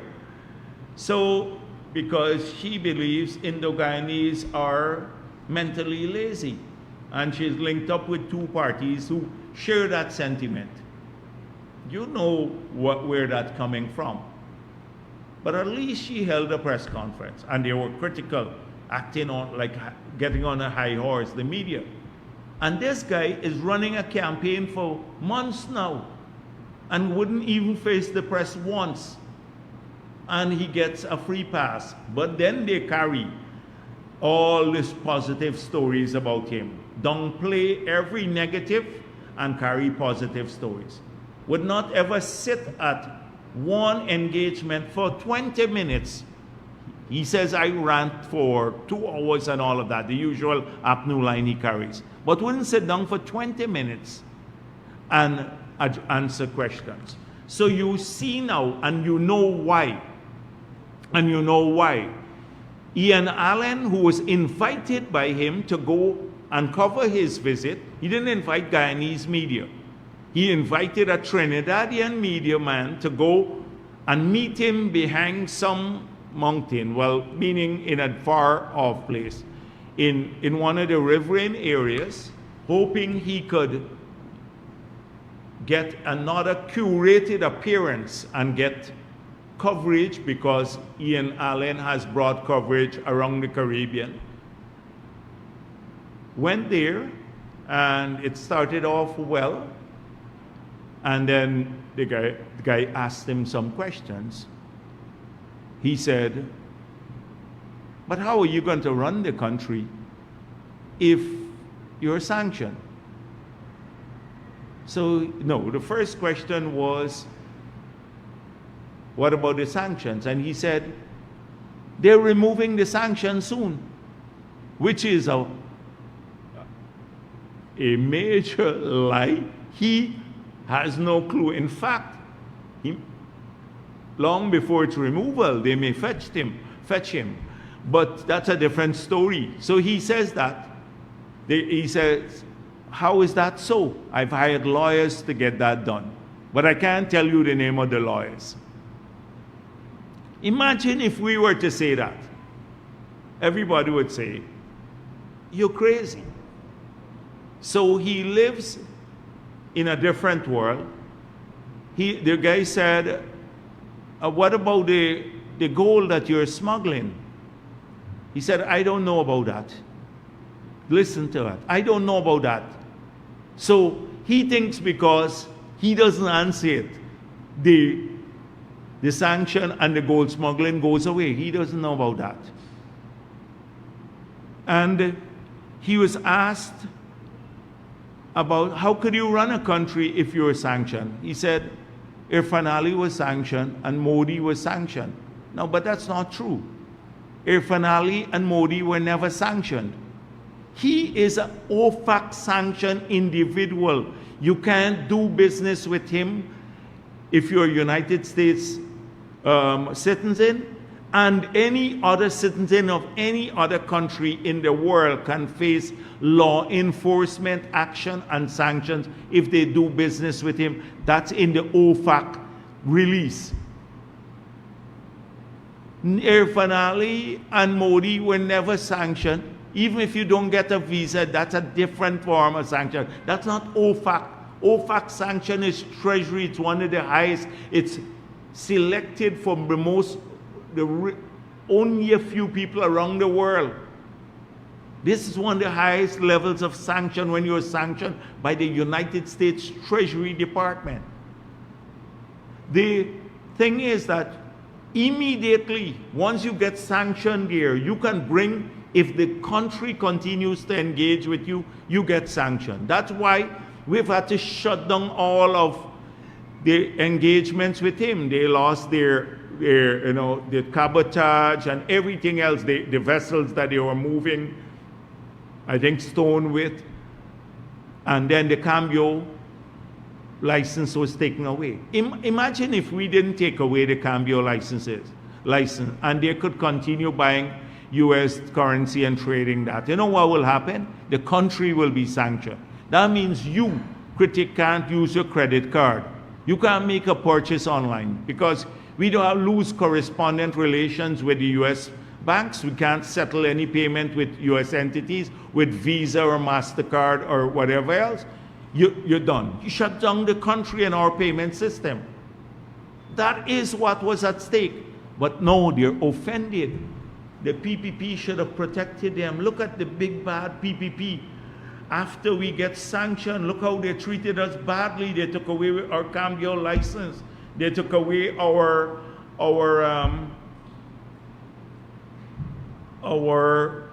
gold mining leases and permission to transport the stone. So they wanted us to continue operating with them as per normal, as though they were not sanctioned. So it wasn't, the fallacy of it all is that the PPP is opposed to them and took away all of these things because he is running and poses a threat to the PPP. Long before he even announced he had the intention to run, we had to take away these things from him. But we're not going to, because of perceived closeness, he perceived he was close to us, that we're going to put this country at risk. So it has nothing to do with victimization, because they're trying to paint this picture that they're being victimized by PPP because he's running for president. None of that. He went quietly to the interior saying to the Amerindian communities, the PPP sanctioned him. It wasn't the PPP that sanctioned him. It was the US government, because if he says US government, then the Amerindian community or a couple of people in these areas would say, really? But the PPP sanctioned me because I'm running for president. We didn't sanction him. So let me go back to the Reuters story. The Reuters article was in 2003. No, not 2000. Yes, it was 1 year before. They were sanctioned in 2024. June of 2024, the Reuters article was April of 2003, I think. Huh? And now 2023. What am I saying, 2023? Yes, it's the lack of sleep is getting to me. So the 2023, a whole over 1 year before they were sanctioned, 1 year before. Listen to what Reuters said. Reuters said, we have verified information that several departments within the United States of America are investigating the Mohammeds for drug smuggling from Colombia, money laundering for Russian mafias, and 3, gold smuggling. They further said, we are aware that Treasury is contemplating sanctioning them. So anybody could write, but this is a major agency, international agency, in the largest news service in the world. They don't publish a story without getting their sources. They said, our sources are that the Treasury is contemplating sanction. So a year later, the Treasury actually did sanction them. So the information was valid. And they only sanctioned so far because of the gold smuggling. Doesn't mean that the other aspects of that Reuters story has disappeared. The drug smuggling part and the laundering of money for Russian mafia. So we have to see how that plays out, because the investigation started a long time back. They said they were looking at them even under the APNU period. They were looking at them since under APNU period, the US government was. So this is going to play out. We didn't accuse him of that. It's a Reuters did, and Reuters showed enormous credibility when they said he's going to be sanctioned. We think he's going to be sanctioned, and then the Treasury a year later sanctioned him. So that is a very important metric to look at. This is just the beginning of their problem. The vehicle is another matter. And the vehicle just shows how he's a pathological liar. That we said this about this guy. This guy would go the straight face and say, I bought a vehicle, Lamborghini, for $75,000. Nobody in their wildest imagination would believe that. And sticks with the lie in the face of the US government sending us the invoice for what he paid for. The US knows the company, they talk to them. And that's going to play out in court eventually. This is the man who said that he inadvertently mentioned jaguar when it was a leopard. Now you got to be really stupid to see a leopard and think it's a jaguar. But he gets away with the lie. But as I said before, it doesn't matter, jaguar, leopard, or a big cat. It doesn't care. We don't care too much in the PP. That's a matter for GCOM. But just to show you how he lies, he said the PPP sanction. He's telling the people there. 2, that was always a leopard, not a jaguar. Although he said it openly, posted it. Okay. Doesn't this tell you something about him? He lied on the Lamborghini. He lies about the 10,000 kilogram. He said, oh, that's a lot of gold. You have to, it's very heavy. How would you walk through the airport with it? The people didn't say you walk through the airport. They said you smuggled the gold. That's the explanation. And it goes, the media here throwing back. All the time they throw back. Yeah, he gets no question. And incoherent. Every time the guy asks him a question, I look at little snippets of the Allen thing, he's whispering. And then when he couldn't handle the question, he called the people called his people to run off the reporter, to harass the people. And Primus came up and said, how could you ask him this question? You know, the Primus showed up there bullying the man. Yeah, that's right. He has handled as bully. You can't ask him. He surrounded himself with, she was worried.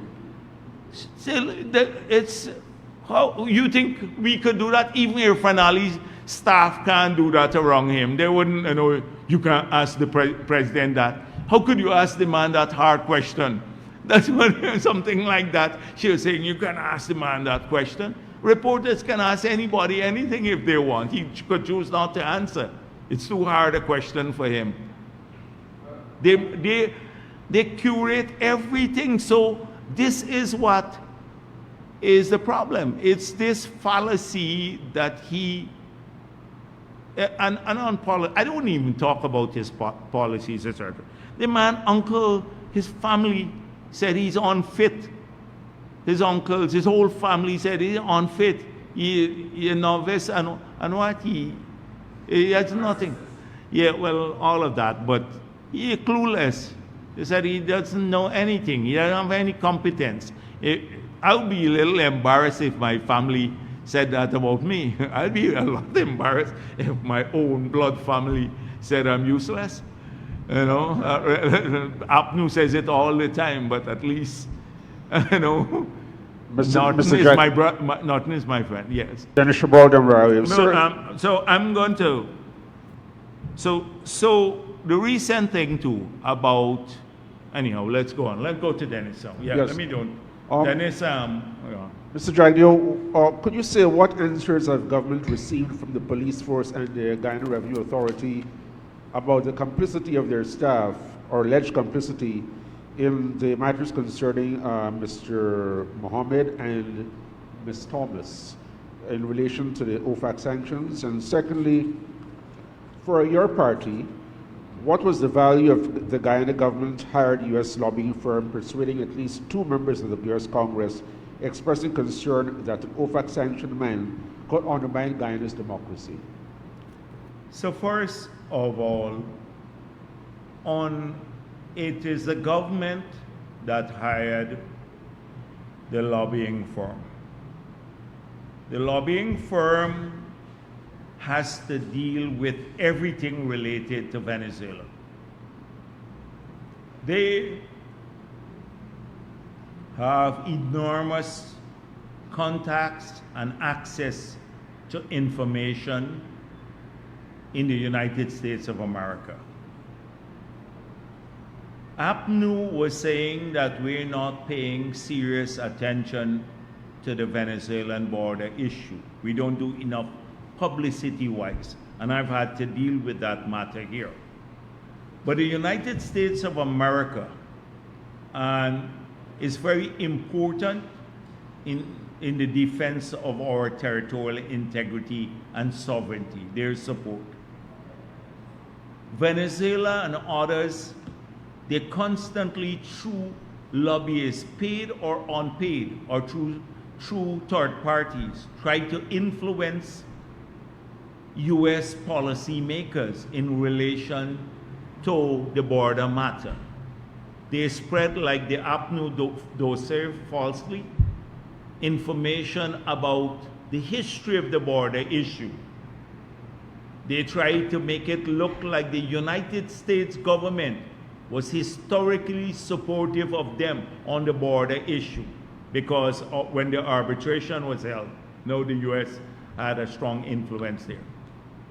We believe that the lobbying firm, because of their connection in the U.S. government and and their presence, this is a major firm to help to fight off Venezuela's threat. They see more than what we have seen. They don't share everything with us, the law firm. They were paid to help us to make sure that Venezuelan policymakers are there. You've had a long-standing issue of Venezuela and bypassing sanctions through the gold smuggling and some of it was coming through Guyana. Smuggling of Venezuelan gold through Guyana. That there were generals in Venezuela who were complicit with individuals here who were the conduit to getting Venezuelan gold in that period, not now, but in the past, who were getting the gold out through it being sold from Guyana, through individuals in Guyana. You do the maths. I'm not going to say it. You do the maths.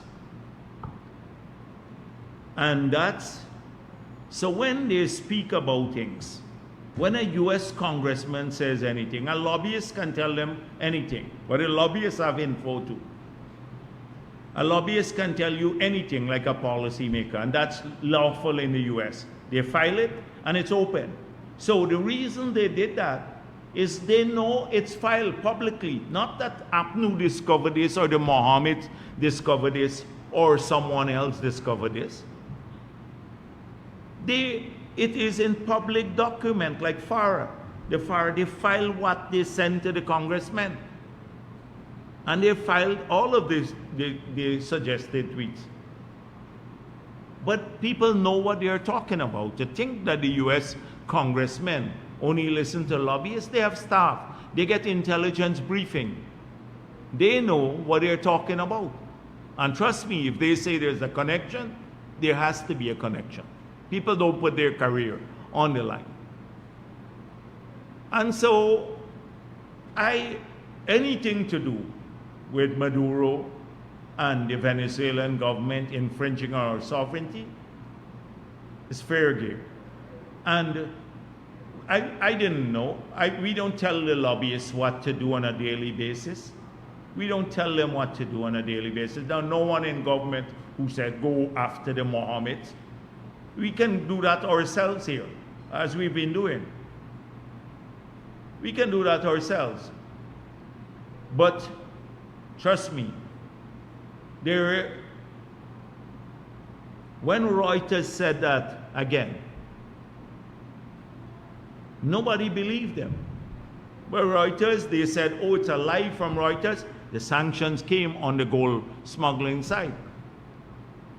What about the two other allegations that Reuters made about cocaine smuggling from Colombia and also laundering money for Russian mafia? Those are being investigated by several US agencies according to Reuters, and Reuters have great credibility. So I wouldn't get all hot under the collar. You read for yourself. You look at it for yourself.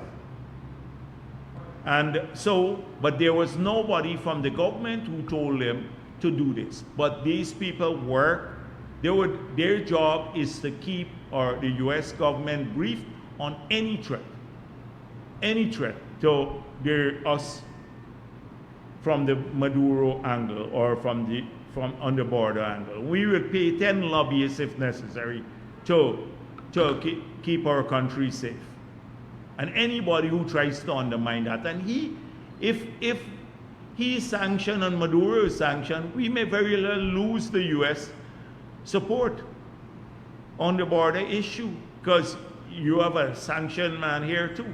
They'd be conflicted as to who to support, because you have two sanctioned individuals. So we don't have any apology for protecting our borders in this country.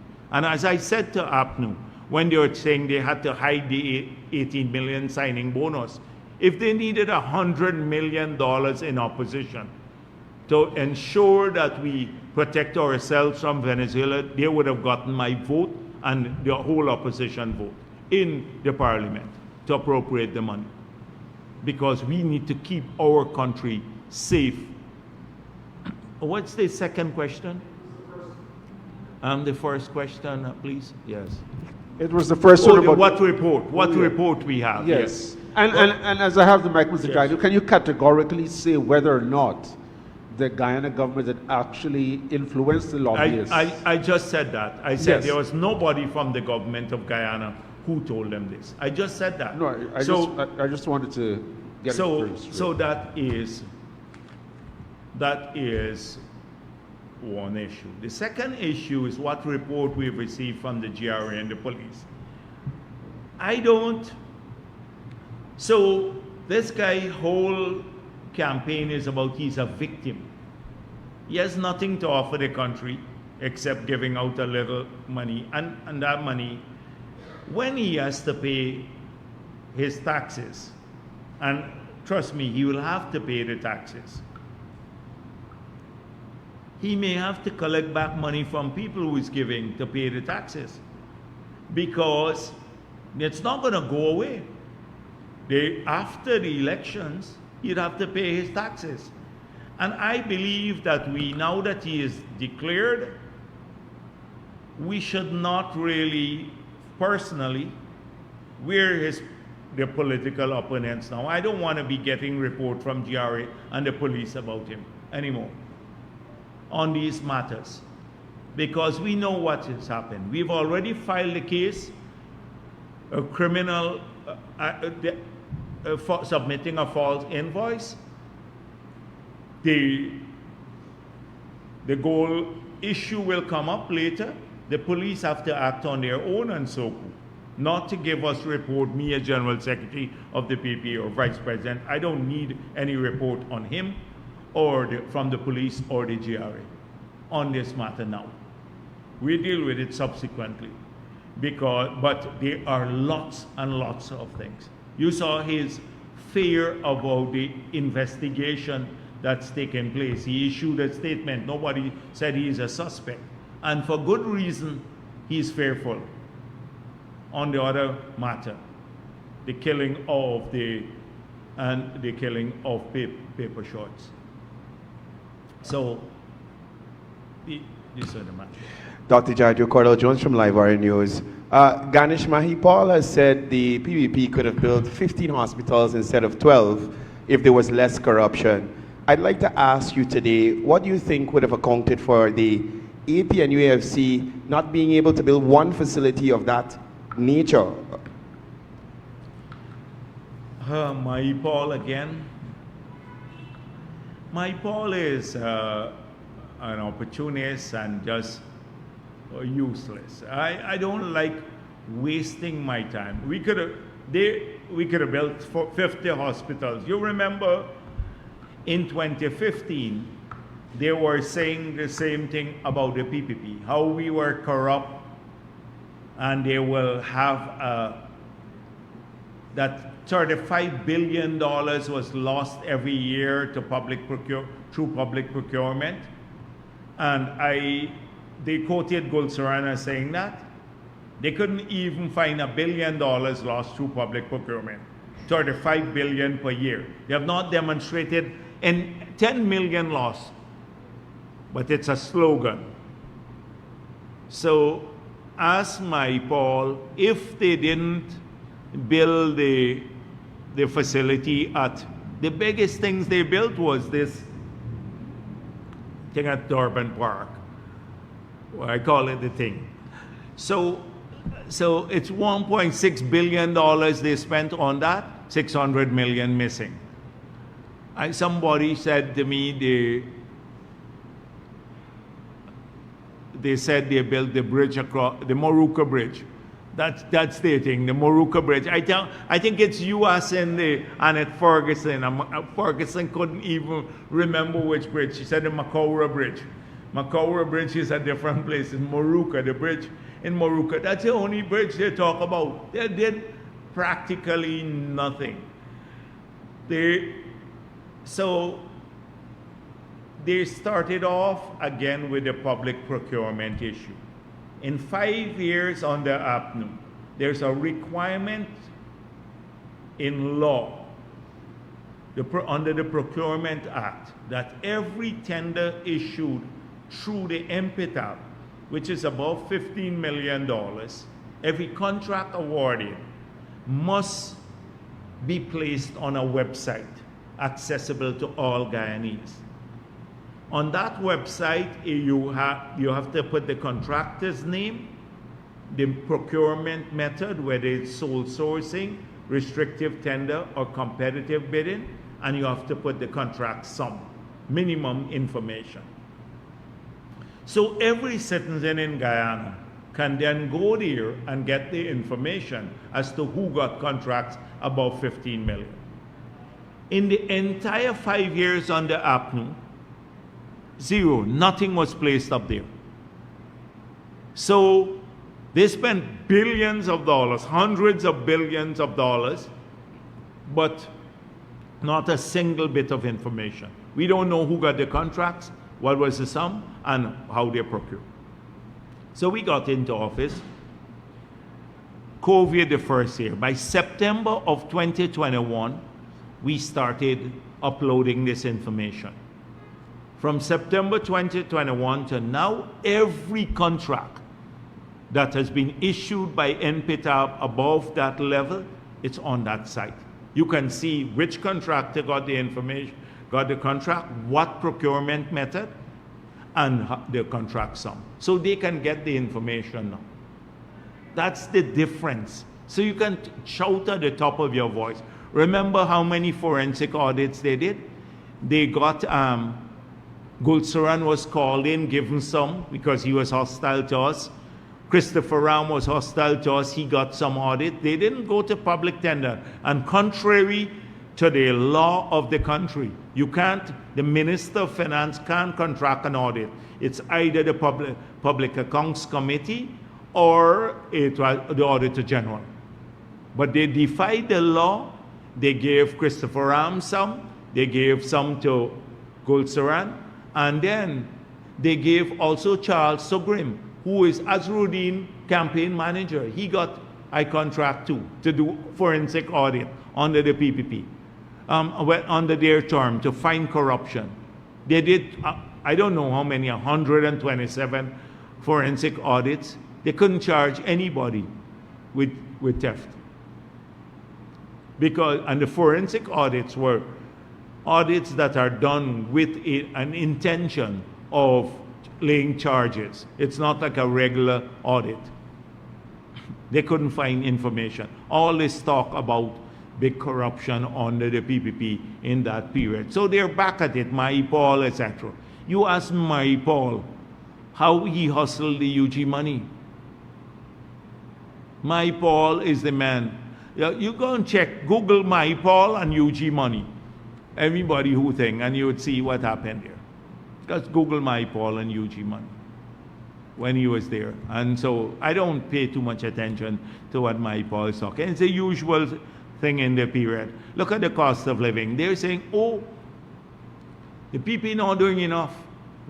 I've just explained to you all that we've done to keep cost of living down, but they wanted to even reverse the subsidy to GPL and then still talk about, oh, they will control cost of living because Norton will put a cap on the price that you can sell your borer or your squash or okra at the market.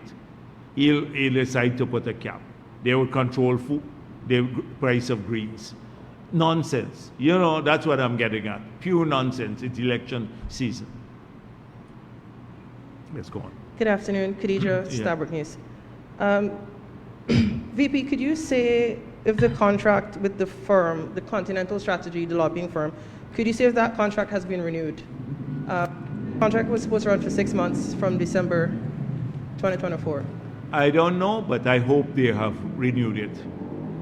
I hope that it is renewed. I don't know personally, but I hope that they continue it. Okay. My second question, according to the contract, the same 2024 contract, the lobbying firm is obligated to submit reports to the country to update them on whatever work they've been doing.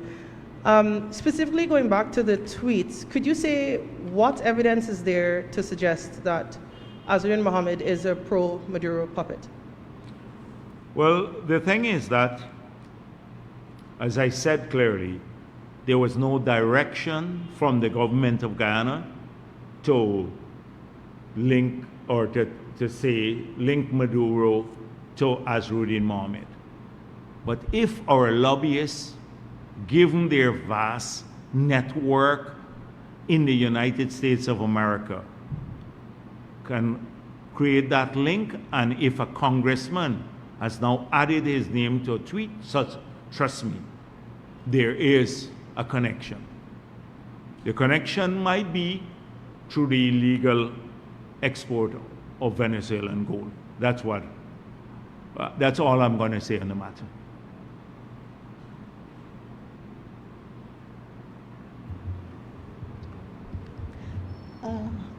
Marcel Thomas, Tablet News. I'm following up on something you said earlier relating to the Chinese, and they're not paying for goods through the formal banking system. Does government, or has government received information that this is what is happening? And has there, go ahead. So what we've been examining is an attempt to ensure that all of our resources are going for legitimate purposes. The money in circulation, the foreign currency, that they're being utilized for legitimate purposes. And to ensure further that our foreign currency is being used to support Guyanese demand for goods and services and investment purposes. We examine those who have requested money through the banks, their banks. So the banks know who they're selling money to. And in the request for purchase of resources from the bank, we do not see a number of companies that are doing business here, Trinidadian, Chinese especially, that they're not on that list. So clearly, they're either getting the goods supplied by someone and selling for them, another big person who's importing the goods, who may be on the formal system, or, as we've heard, people are buying up gold and exporting. You know, there were some stings in relation to that, and we caught some individuals, they're charged, a Chinese ring here that was doing this.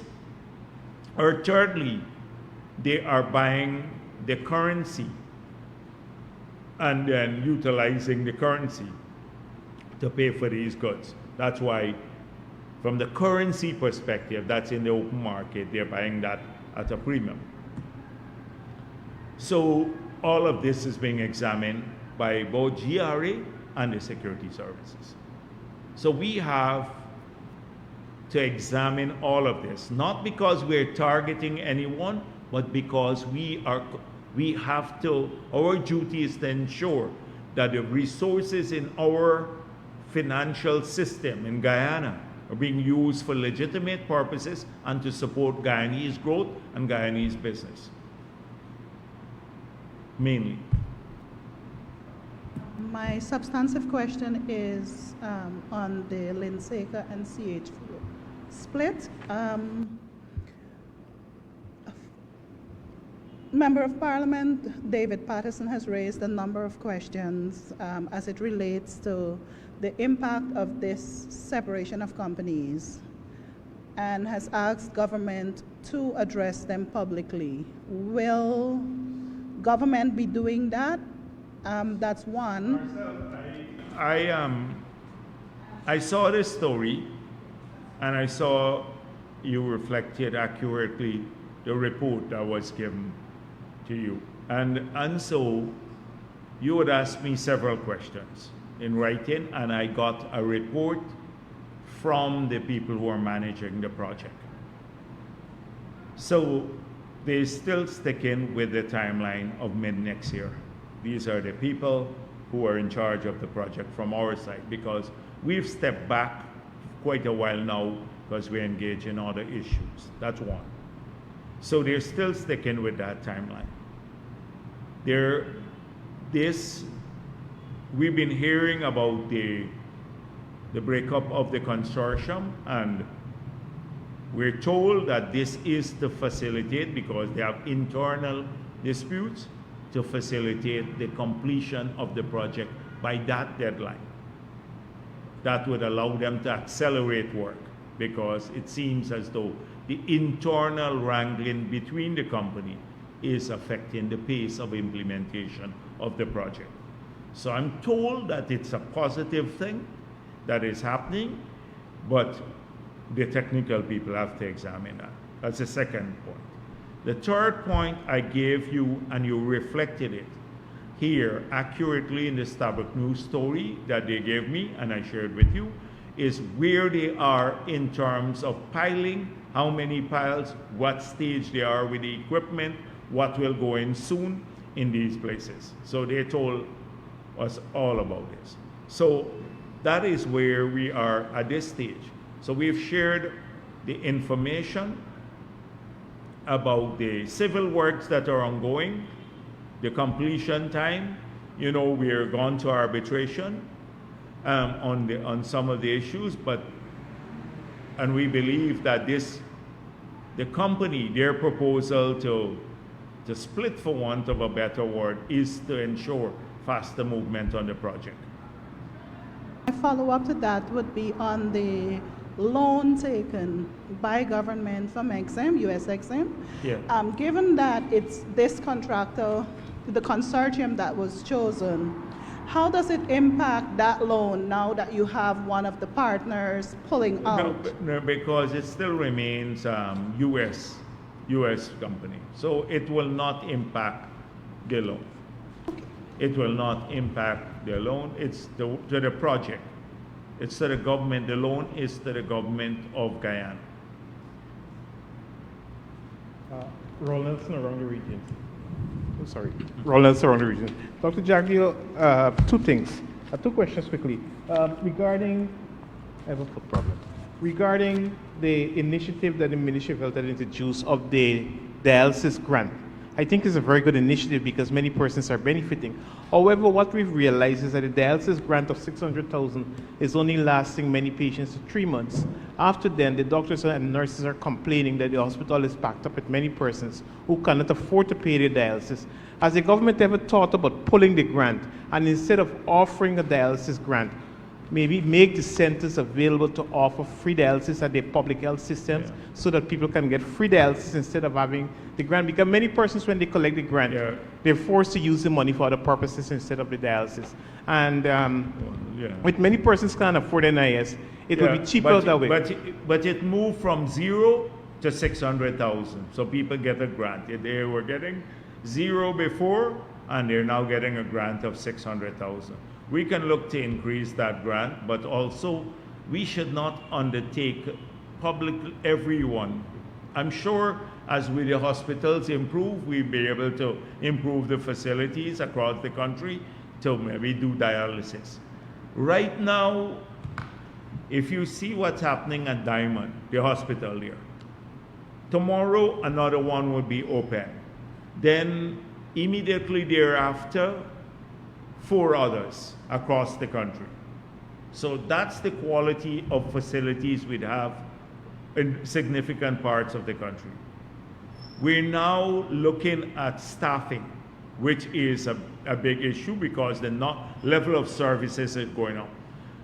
So we have to ensure that we pace ourselves. In the next term, we are going to complete these hospitals, all 12 of them. 6 would have been open already. We will then expand, upgrade all of the remaining hospitals, like so Bartica and Linden, etc. We're working at strengthening management of the hospital for greater accountability. So we'd have to train people for management. We're training about 5,000 healthcare professionals in the next term and recruiting from abroad. Then we'll focus on preventative medicine more. We'll collaborate with the private sector on on tertiary care. We'd ensure the availability of drugs and other medical supplies at the hospital.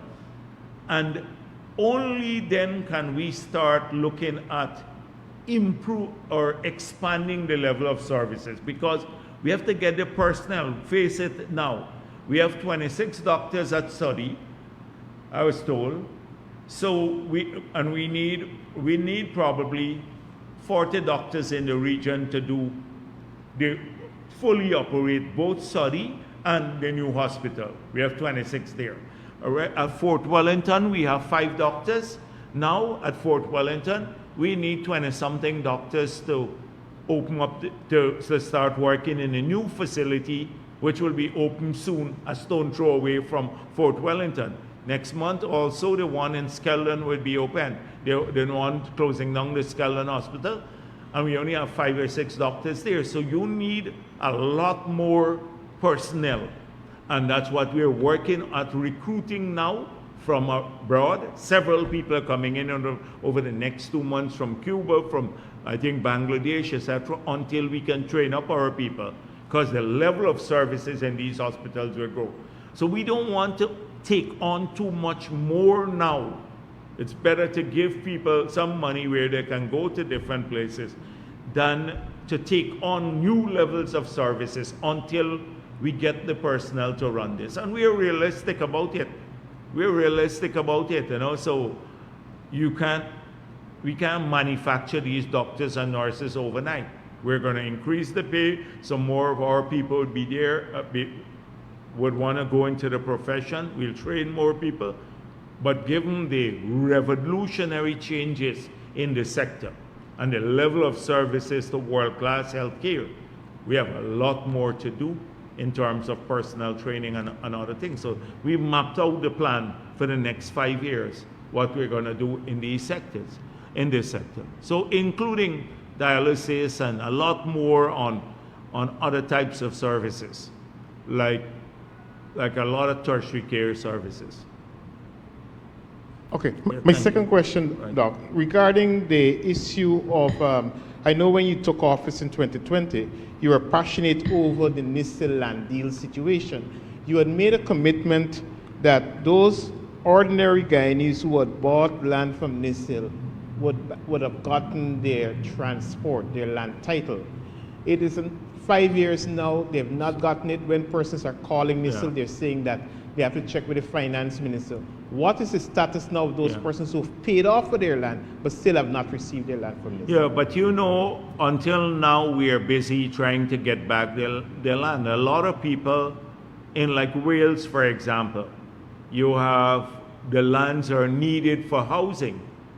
And a lot of people have opted not to agree to what we have put to them. So in terms of titling, we have issued about 20,000 titles to people in the last 5 years across sectors, in housing particularly, and some of the NISIL deals have been reworked. So people had to give up their lands. We've had some in court now, some are still in court, etc. So we are going to keep at it, but it was a total mess. It was a total mess that APNU left. I was with the sugar workers a few days back, and I was talking to them about NISIL. In fact, last week I mentioned something about NISIL. If anybody want to look at how corruption, we should do a test case of privatization and corruption. Looking at NISIL. NISIL was responsible for disposal of state assets or privatization for several years. In 2012, we put out a report, and our report was tabled in Parliament. Every asset that was disposed of, we showed the procurement, the disposal method, method and which asset was there. I'm going to get you a copy of that. So you'd see accountability for the entire tenure. Entire tenure. I remember when we went in to finance in the early days on the APNU, there were 4 agencies doing privatization. The Public Divestment Secretariat, the Public Corporation Secretariat, there's some divestment secretariat, Public Corporation Secretariat, Office of the President, State Planning. We stopped it all. We created a board. We said NISIL would be responsible, a technical secretariat.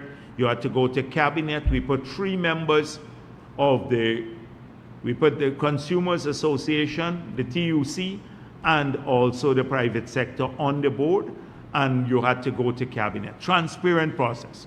In all the years we've been in government, up to 2012, we put out the report, it went to Parliament. APNU came in, they said there's corruption at NISIL. And then no report, no audit, and they dispose of all the lands, Jordan is charged for that now. Dispose of the lands without collecting money, past transport, etc. It's a test case of how corrupt APNU was. I keep forgetting these things because we have moved on. But the country needs to record a lot of these issues, or else we wouldn't have the economic history in the correct perspective. And we'd have the same people like Jordan and others, and Patterson come back and talk, and Mahipal talk about corruption. Some of the people who were the worst offenders will come back and talk about it. Thank you. Jarabrine NCN. With more and more vehicles entering the country and mention of plans to build a flyover along the Heroes Highway, is the government looking at building more flyovers in other parts of the country? And my second question, you mentioned earlier the opposition politicians and so on, the crossovers that your party has previously welcomed, and there were more resignations recently. So is the PPP open to welcoming these opposition politicians, and is it possibly in talks with some of them right now? No, not in talks, but if people subscribe to our philosophy, which is a multi-ethnic party working for all of Guyana, if they see our plans and want to be part of their vision and the plans of the PPP, they're welcome in our party and in our family. Not necessarily, they don't have to be party members. We welcome people. We take them at face value. So that's where we are at this stage. So we keep that open mind about this issue. And a lot of people are, from what I'm told, they go to a lot of the party members. You've seen more people come to us at the national level, but this is happening every day in the regions. Like in Linden, I met a group, a party group, and they built their party campaign office on their own. They want their own campaign office. They're very excited about Wisma. And there are about 15 people there who are new, who said to me, you know, we join up the unit there. Those people don't get mentioned, but they are campaigning now on the ground. And there are thousands across the country who are joining the campaign. They don't need to get their names in the newspapers. They just they're happy with what they're see happening in their communities, and they're joining our campaign. So I want to thank those people and pay tribute to them too, because many of them are working the ground very hard. They're people of every race, and they're coming to us in large numbers. And I want to welcome them too, because sometimes it seems it's just a few of the higher profile people we talk about all the time, who've been part of the national politics. What's the flyover? Yes. The answer, wherever we have traffic studies going on all the time. We're looking, this is an ongoing task, constantly engaging as to how we will manage traffic, you know. So if some public infrastructure is required to alleviate the problem there, we will look at it, including the overpass and stuff like that, building those. Good afternoon, Trina Williams, Guyana Chronicle. I know that you spent a good portion of your press conference talking about the major achievements under this government since assuming office in 2020, but what fate do you think the local economy would have had if APNU AFC government was still in power, especially given the global shocks from COVID-19 and different conflicts around the world? You're asking me to predict how incompetent the APNU would have been in government. And it's easy to predict because we have so much evidence of it. So they, in the middle of COVID, right, or when they took over a hospital, they started spending a lot of money on building out the hospital. Country shut down. No oxygen in the hospital, no beds in the hospital, nothing practically. No, we could have done what, 40 tests per day when you needed like thousands. We managed to get it up to 5,000 quickly. We got into office within a month. We worked in the middle of COVID. I remember us meeting, President Ali and I, meeting with the medical professionals at the conference center. Everybody in mass, because we just took office. We're thinking, how do we plan for this pandemic? And we said, we have to get all of these things up. We went, a man tried to dupe us on the beds that we were buying by saying he made a wrong thing on the invoice. I can remember the story like yesterday.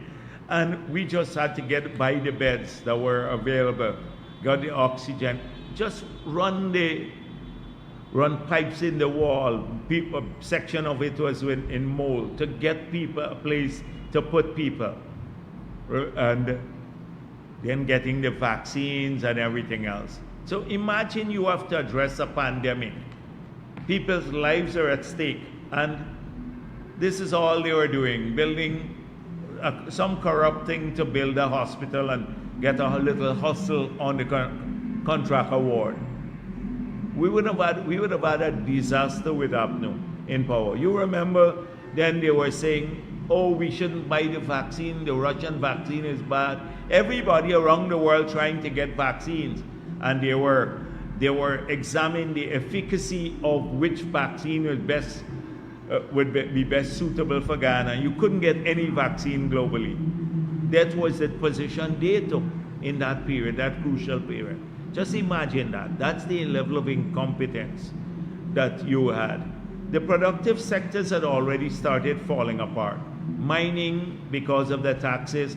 Forestry, the output shrunk by 50% because they would have continued the policy where they were charging capital on machinery and equipment. If you were, farming would have been killed because they put a tax on fertilizer, pesticide, land rental charges, water charges. Those, agriculture is often a marginal activity.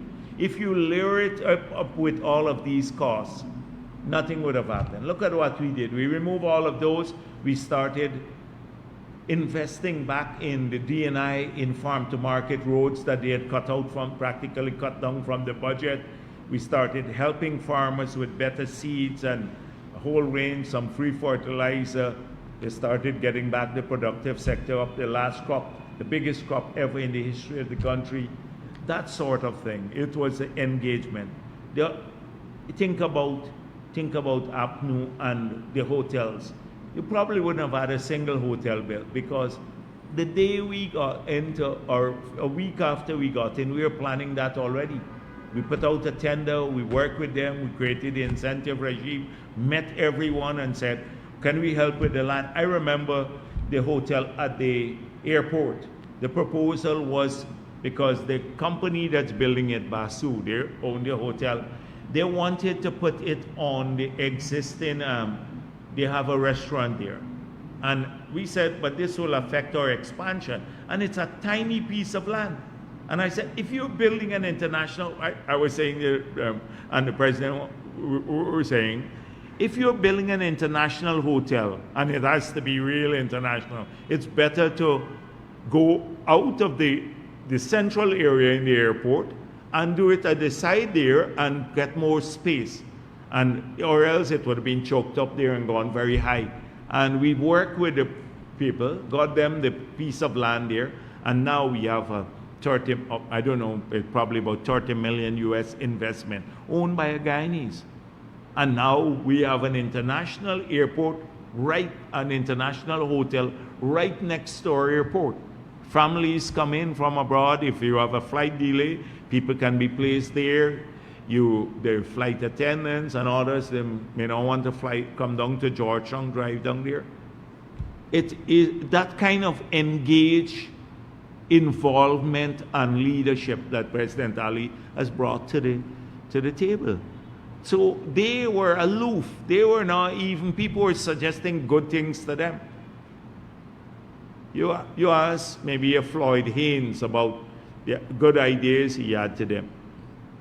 Floyd got a license under us that you probably would have never gotten under APNU and set up a merchant bank. Now that is Guyanese owned and also assisting hundreds of people to raise financing. It's a very, very different atmosphere. And so I shudder to think about their incompetence. What would have happened? You definitely wouldn't have had the hospitals, and Patterson would still be trying to do feasibility studies. Remember that he made he's charged for now, before the code, the same feasibility study across the Demerara River that was done illegally. He would be busy doing that and conceptualizing projects that we had conceptualized 20 years ago. Thank you. Oh, question. One more question. Okay. What do you anticipate from APNU's campaign launch Sunday, especially given the mass exodus and, as you mentioned earlier, the lack of coherent policy positions? More rhetoric, more nonsense, and a healthy dose of racism. Thank you.